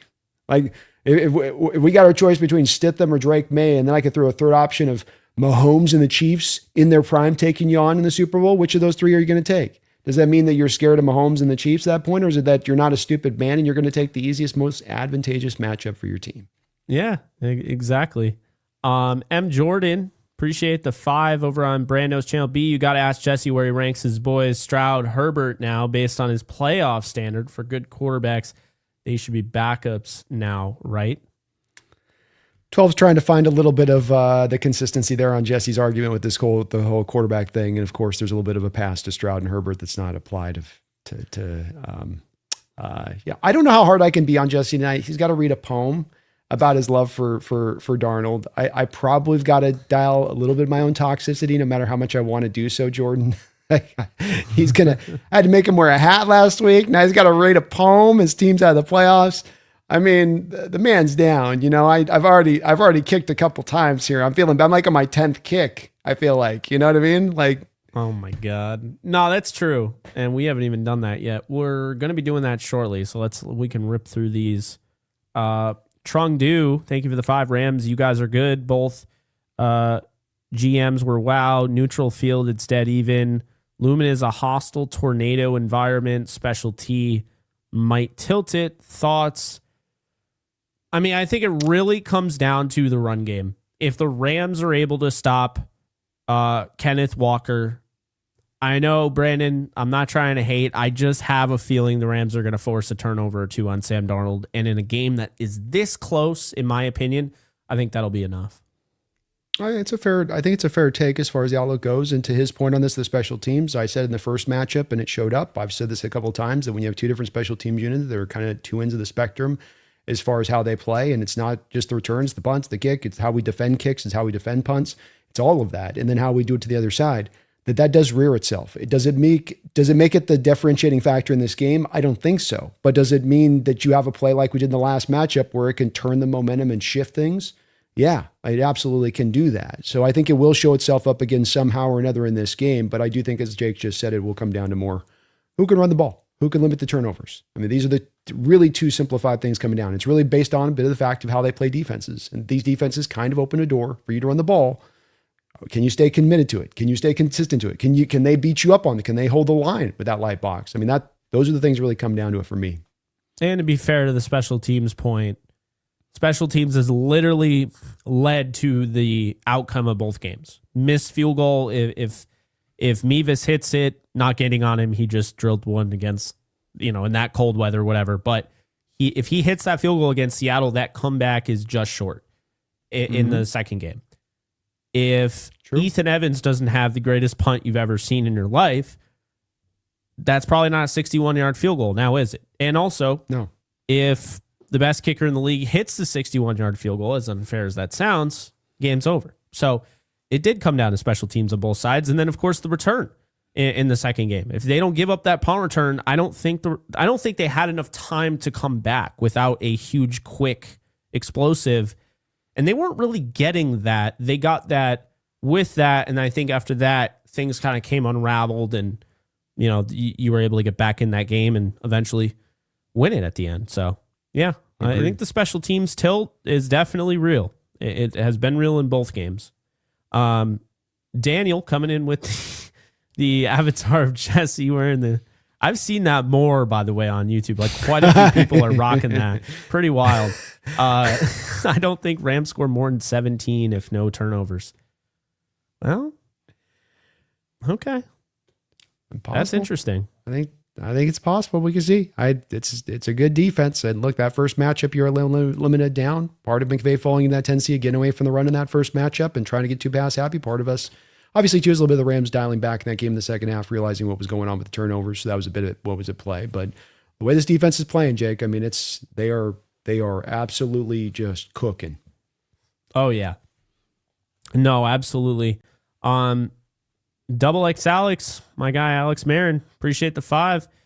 The meltdown / crash out Zim would have if the Bengals traded Burrow to the Rams, and if we want to chip with him, worth 4 first easily. Love Zim, but yeah, he would absolutely lose his mind. Huge Bengals fan, actually, with the round table. Matthew, thank you for the 5. Tough. I think tough. Good to see you out there, by the way. Sorry, go ahead. Oh yeah, Alex. But yeah, anyway, thank you for the 5. I think the college schemes are not developing quarterbacks like they used to. I would draft quarterbacks from colleges that run pro-style offense. Am I crazy on this? Well, good luck finding pro-style offenses. Exactly, right? You're not crazy. I totally agree with your point, but they're trying to win football games. It's like Lane Kiffin said, I don't care about if they're ready for the next step. I'm trying to win a football game. Typical Lane Kiffin answer. But Matthew, they could fix it if they squish down the hash marks. Yes. They could force teams to then go into more of a pro style offense. This is what's really driving at the end of the day is that. So college just doesn't want to do that for whatever reason. Until they do, you're going to keep getting quarterbacks. You're completely right. You're going to keep getting quarterbacks underdeveloped. Yeah, it's really irritating. It's why I hate college football, and I just watch after the season. I watch like the isolated breakdown of the all 22. I don't care for college at all. No, it's awful. I'm also a Kansas Jayhawk fan. Not really much to celebrate about right now. Megan, thank you for the 5. 50,000 ways to be hurt before you leave the house, and not just the Seahawks winning in Melbourne. We'll keep in touch with you both. Appreciate you, Megan. Thank you, Megan. Industry Worth over on my channel has Industry Worth. Appreciate you, Cal. Has a $2 super sticker. Unfortunately, because StreamYard still hasn't figured this out and it's 2026, we just get super sticker. And then Industry Worth is coming in with a $2.99 super sticker. And like I said, we just get super sticker. So really appreciate you, of course. Jordan with the 5. These ref stats are cute. If you look at those games, the teams they played were bad and they were blown out. Ref had nothing to do with it. Which I'm lost. Yeah, I don't know. Are you talking about because I know the big thing about Clay Martin that people are, upset about is that he officiated the 26-20 overtime game last year against Seahawks. Oh, okay. Yeah, okay. Yeah, and there was nothing. I didn't have a problem last year's that game. I didn't have any problem with the officiating in that game. Yeah, no. I don't know. But like I said, the last time I saw the Rams, they were undefeated with a referee. They lost the Super Bowl. So this could be what he's referenced on, that those games just didn't have anything, just because that's what they call it. Causation doesn't make chorality or something. Isn't that how the term goes? Something like that. So yeah. Well, oftentimes, like I said with Clay Martin, the Rams were they were penalized more on 4 of those games out of the 7. So they still won 7-0. There we go. Wyatt Wood, thank you for the 10. Sunday is going to say a lot about Mike McDonald. I really have a hard time believing Mike is going to allow the Rams offense to have that much success again. I do too. I don't think they're going to have as much success as they had in the short week. I do expect some success, but not as much. Yeah, I don't think you're going to shut him out. I just think it will be it'll be a close matchup, both teams. I think both defenses will put a good game on, and Mike's going to have a great game plan, and this team's going to, he's been basically de facto prepping for 2 weeks. He was operating like we were going to get you guys in the next round and then after that. So I'd imagine it'll be a lot different attack than the last one. Then we have Gilleg here with the 5. K9 going to have another big game. We shall see. Great back, man. He's been just so good to finally see him get holes and be in a system that can utilize his skill set to the utmost after watching him for years, man. Just get hit behind the line of scrimmage, no holes, have to duck. It's like the old Barry Sanders runs, where he makes the greatest run you've ever seen in your life for a yard. And it's hard to celebrate that guy. Everybody looks at the yard per carry then and goes, well, he's not that good. It's like, no, our line's just that bad. Oh, man. It's been irritating trying to defend him because people they bring up, well, he's the 28th best fantasy running back. Leave the fantasy stats away from me. We're talking real football. I can't. It's really irritating. Jay Malfair, thank you for the 2 over on Brando's channel. Dallas and Philly are undefeated in games they don't play. It's amazing how that works. You should go to the Super Bowl. Let's just skip this champion. Just put them right in the Super Bowl. They can face each other. Exactly. Peter Go Hawks. Thank you for the 2. National media like that. No, yeah. All NFC West playoff teams had storybook scenarios. It's true. Very much so. Very, very much so. One team, now we know regardless of how this outcome goes, the 49ers fans are getting the worst case scenario by far. Oh my gosh. Well, one of us is raising that Lombardi. And I said it's forever. The nice extra cherry on top is it's either forever going to be Hawks house or Rams house. If we got more Super Bowl wins in your building than you have, we get to name the rights. We get naming rights. Oh my God. Because then that fully eliminates having to hear Levi South. I'm just saying. Yeah. The maths here, man. The maths. What are you going to say to me, 49er fan? We raised more in your house. And here you won. Here you in the playoffs. You were still in your Super Bowl window. Yeah. We'll probably have to move if that happens. They might. Well, we're at least that substation, huh? Oh, yeah. Hector, thank you for the 5. Rams are on a mission to win the Super Bowl, just like the Buccaneers 2020 and the Packers 2010. Three road teams beat the AFC team by 20 in the Super Bowl, 31-23 Rams. I'll take it all. I'll take a 20-point win against Drake May and the Patriots and be like, see, you thought you were going to win three in my lifetime. Part. I'll take the second to last part on that. Oh, man. Appreciate you. Megan, so you convert family to Rams fandom, Jake? No accounting for taste, I guess. Well, they got a chance to enjoy a Super Bowl in 2021, or 2022. So, you know, everybody wins a little bit, right? That's right. That's right.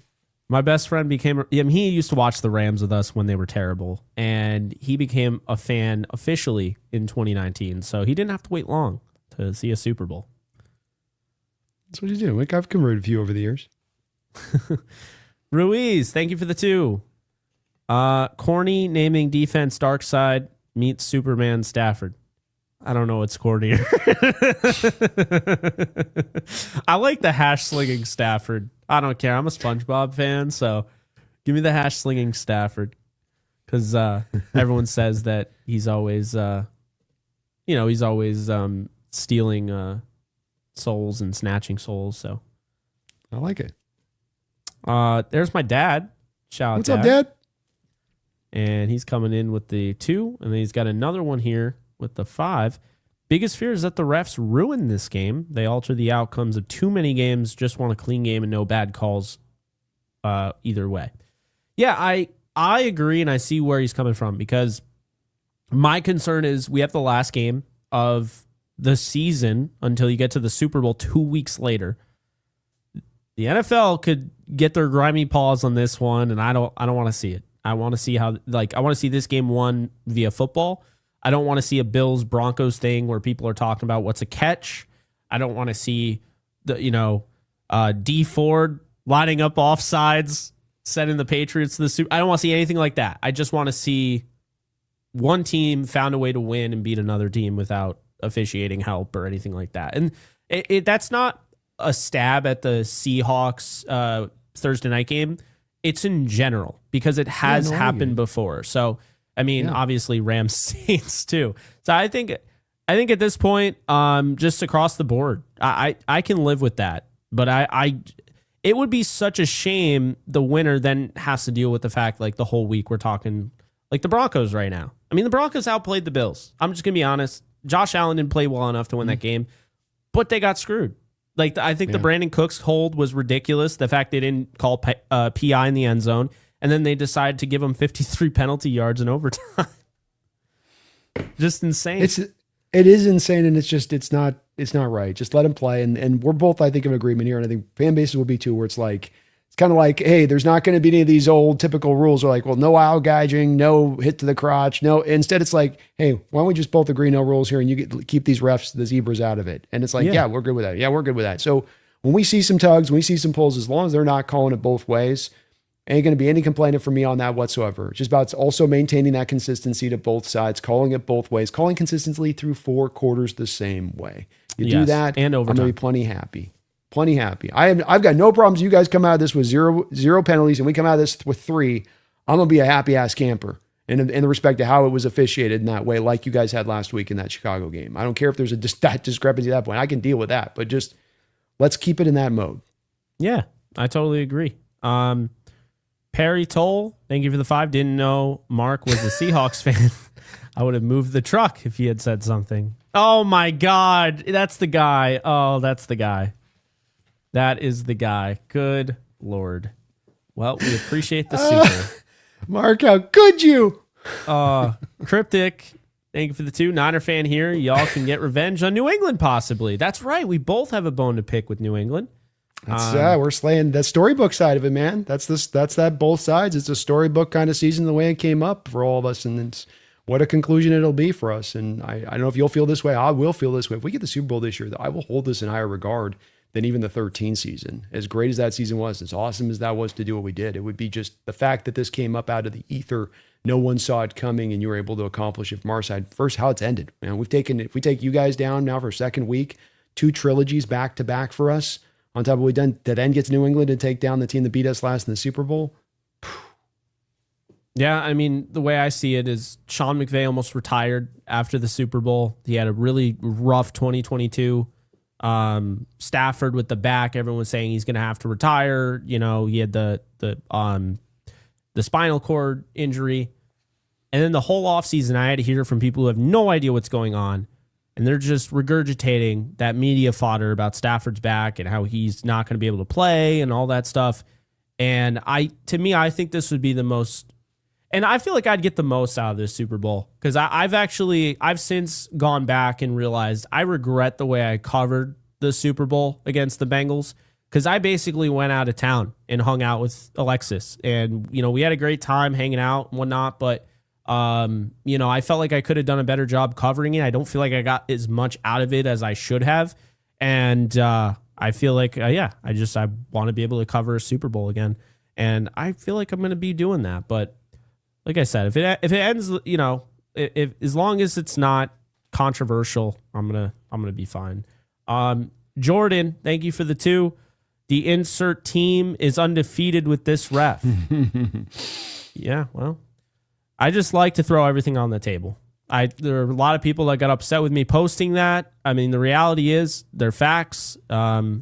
If they hurt your feelings, I'm sorry. Like I didn't even post them with anything like, "Oh, take that, Seattle," and I had Seahawks fans yelling at me and calling me names. It's like, dude, I'm just posting the stats. Like I always do it. Because you know why? Because Rams fans obsess over it. They always ask for it. So I have a market for people to ask me for said stats, so I put said stats out there. I'm also a big history buff. Banker Elpris, thank you for the 2. The 2 goats of the NFC West Roundtable. Oh, thank you, Baker. Appreciate that. And you've been very kind on all your support. You dropped a few donuts on my side, too, on my end of the fence. So appreciate you, Baker. Banker? Yes, much love, much love. Industry Worth, thank you for the 5. What are you guys having for dinner? Great live stream show. We got some sushi and a burger. Jake and Brando, go Hawks. I haven't figured that out yet. Do some fettuccine Alfredo and a little bit of garlic bread. Yeah, maybe some leftover pizza from Sunday. There we go. Leftover victory pizza. Yeah. There you go. Gotta lay waste to some victory pizza. I don't know. But that is going to do it. We're going to get over to Sleeper, and then we'll give our picks and call it a show. So shout out to Sleeper for sponsoring both of our channels. Brando, what's your code first off before? My code is NEST, N-E-S-T. Love it. My code's JKB. If you haven't gotten in on the action with Sleeper, you can do so. Get your 100% bonus match up to $100 using my code JKB or Brandon's code NEST. And also, there's a $20 free entry just kind of waiting for you. This would be the time to use it. You got 2 huge games on Sunday. You want to throw some stuff on there? Well, there you go. You can do so over on Sleeper. The link is in the description below. And without further ado, the end of the show is the best way to end a show. The prediction. You waited this long. It's been 2 hours and 47 minutes. But what will Jake Ellenbogen and Brandon Kane predict for Rams Hawks Part 3? Go, Brandon. Well, I see it being a tight game down the line. I think we've got to try to play especially clean the start of this game to kind of survive what I think is going to be a really big punch by you guys out the gate and what you're going to send at us. I think comes down the line. I do have Seattle winning this 24-20. I think it's as much, we're going to talk about quarterback so much in this lead up to this matchup of the round table, but I think this is going to come down to who is just purely the better team, who's playing the best football at this time of year, who's a little fresher. I think those little factors end up bearing out just enough, along with, I think, a very big advantage on the special team side, and that ends up allowing us to get the win. I'm going to go with, and I just kept going back and forth on this, I'm going to go 24-23. I think it's going to be that freaking close. I don't know if my heart can take it, but I think ultimately the Rams have been here. They've done that before. Stafford, McVey, I think that experience is going to play a big factor. I think the defense knows, you had Jared Verse looking up at the scoreboard. You had Jared Verse looking over at the Eagles celebrating. Him saying, I'm never going to look at the guys again, and I never want them to feel this way. And this is a defense pretty similar to last year that went up against Sam Darnold in this spot in the playoffs. and they had a really good time doing it. So I think this team, they forced 6 interceptions this year on Darnold. They got to him 9 times last year, for 9 sacks in the Vikings game. I think they're going to do it, and I think they're going to get after Darnold. I think they're going to force him to make a mistake or two. I think Seattle's that good where it will still be that close of a game, 24-23. Rams move on. And who are they playing on both sides? Who are the Seahawks playing, Brando? Who do you got in the AFC? Oh, it's New England. I'm so? not trusting in Jared Stidham, and I just think, it's Vrabel will have an attack set up for Stidham, and the Denver defense hasn't been quite playing. I think they're a really good defense, but I think they've been artificially pushed a little bit tiny up for how they get talked about and the way they could kind of carry this load. I just don't, and that's a Denver offense that manufactures so much with Nix as it is anyway. They need his legs, and Stidham doesn't bring his legs, and that loss alone, your ability to not play off script, scramble around, extend plays. Stidham can't do that stuff. And he doesn't have even an arm of Bro Nix. I think that they do get the win there. Yeah, I got the Patriots winning, but I think it'll be close. I got 22-18. I think it's going to be an ugly game, and I think they'll find their way. They're going to end up winning this game because of Ramondre Stevenson, who everyone wanted to throw in the trash. I think he's going to get just a nice drive where they just can't stop him. He's going to wear down that defense. I think that'll be enough. I think they're going to keep Drake May in the second half pretty much on ice. I think they're going to run the football. I really don't think that they probably trust him, but I don't think they trust him like, the Seahawks may trust Sam Darnold, the Rams trust Matthew Stafford, teams that typically trust a veteran quarterback. I don't think they quite trust him on that level. And so I think it'll be 22-18, and I think the Patriots, Rams, I mean, hey, we got the part 3 for Rams Seahawks. Well, part 3 Rams Patriots. And this time, it's not the young quarterback versus the experienced guy on the Rams side. It's actually the experienced guy versus the young quarterback on the Patriots side. So, should be interesting. But there we go. That is it. We got 2 more donations real quick, and then we got to head on over to Roundtable. Jordan says, it wasn't a shot at you. I'm saying those stats mean nothing, but people obsess over them. Oh, I know. It's all good, Jordan. I wasn't talking about you either. It's just people on social media. People also think gematria exists and, actually causes teams to lose. And it's insane. Thank you, Jordan. What's Appreciate good? You, man. Thank you for the 5. Hey, great content from both of you. Question, how did Patrick Mahomes beat this Mike Mac defense, and do you think Staff and the Rams will do the same? Well, what they did is they came out and got 2 early scoring drives in that matchup. They did so on the back of Mahomes making some really GOAT-like throws in there to Kelsey, especially on those particular drives. They started out with a couple of throws out of the backfield, bubble screens, throws to the flat. They had those 2 successful drives. McDonald made adjustments. They didn't score again the rest of the game. Ravens couldn't do jack diddly dandy, and that was it, offensively speaking. So it was that's what they essentially did in that first matchup. Okay. I don't think the Rams will do the same, though, because the Rams do a little more pushing the ball down the field, a little more of targeting tight ends down the field. They will use their running backs, but it's more peppered in there, a little more of the screen game. I just don't think they run some of this. They run some similar stuff, but not the same stuff exactly conceptually the Chiefs do with that. A little more willing to go and get after it than the Chiefs offense. The Chiefs offense at that time was a little more like peck away at you. Yeah, no, you're right on that one. All right, well, that's going to do it. We got a quick one from Feed More Seahawks. We'll see you guys over at the NFC West Roundtable. Definitely be sure to tune in over there. Mike McDaniels to the Chargers. I don't know if that is a confirmation there, but that is the super chat. Interesting. So don't yell at me. Wow, well, that'd be wild if that's the case. I'm going with Harbaugh. That's a wild fit between 2 different people that don't think anything in a similar way of their outlook towards the sport. I know. Isn't that funny? It's truly. We'll see how that one goes, brother. We'll see how that fit lands. Well, I'll tell you what, guys. I'm sending you all over to the NFC West Roundtable. I've just hooked it up from my side, Brandon. I don't know how you're able to do that, but so be sure to just stay here, and it'll just redirect you over to there. But that's gonna do it. We appreciate you guys. You guys have been a great audience for almost 3 hours. I mean, let's go, brother. Are you really surprised? Let's go. And no, not at all. We'll see you guys after. We'll see you guys at Roundtable. See you guys later, man. Appreciate you. Go Hawks.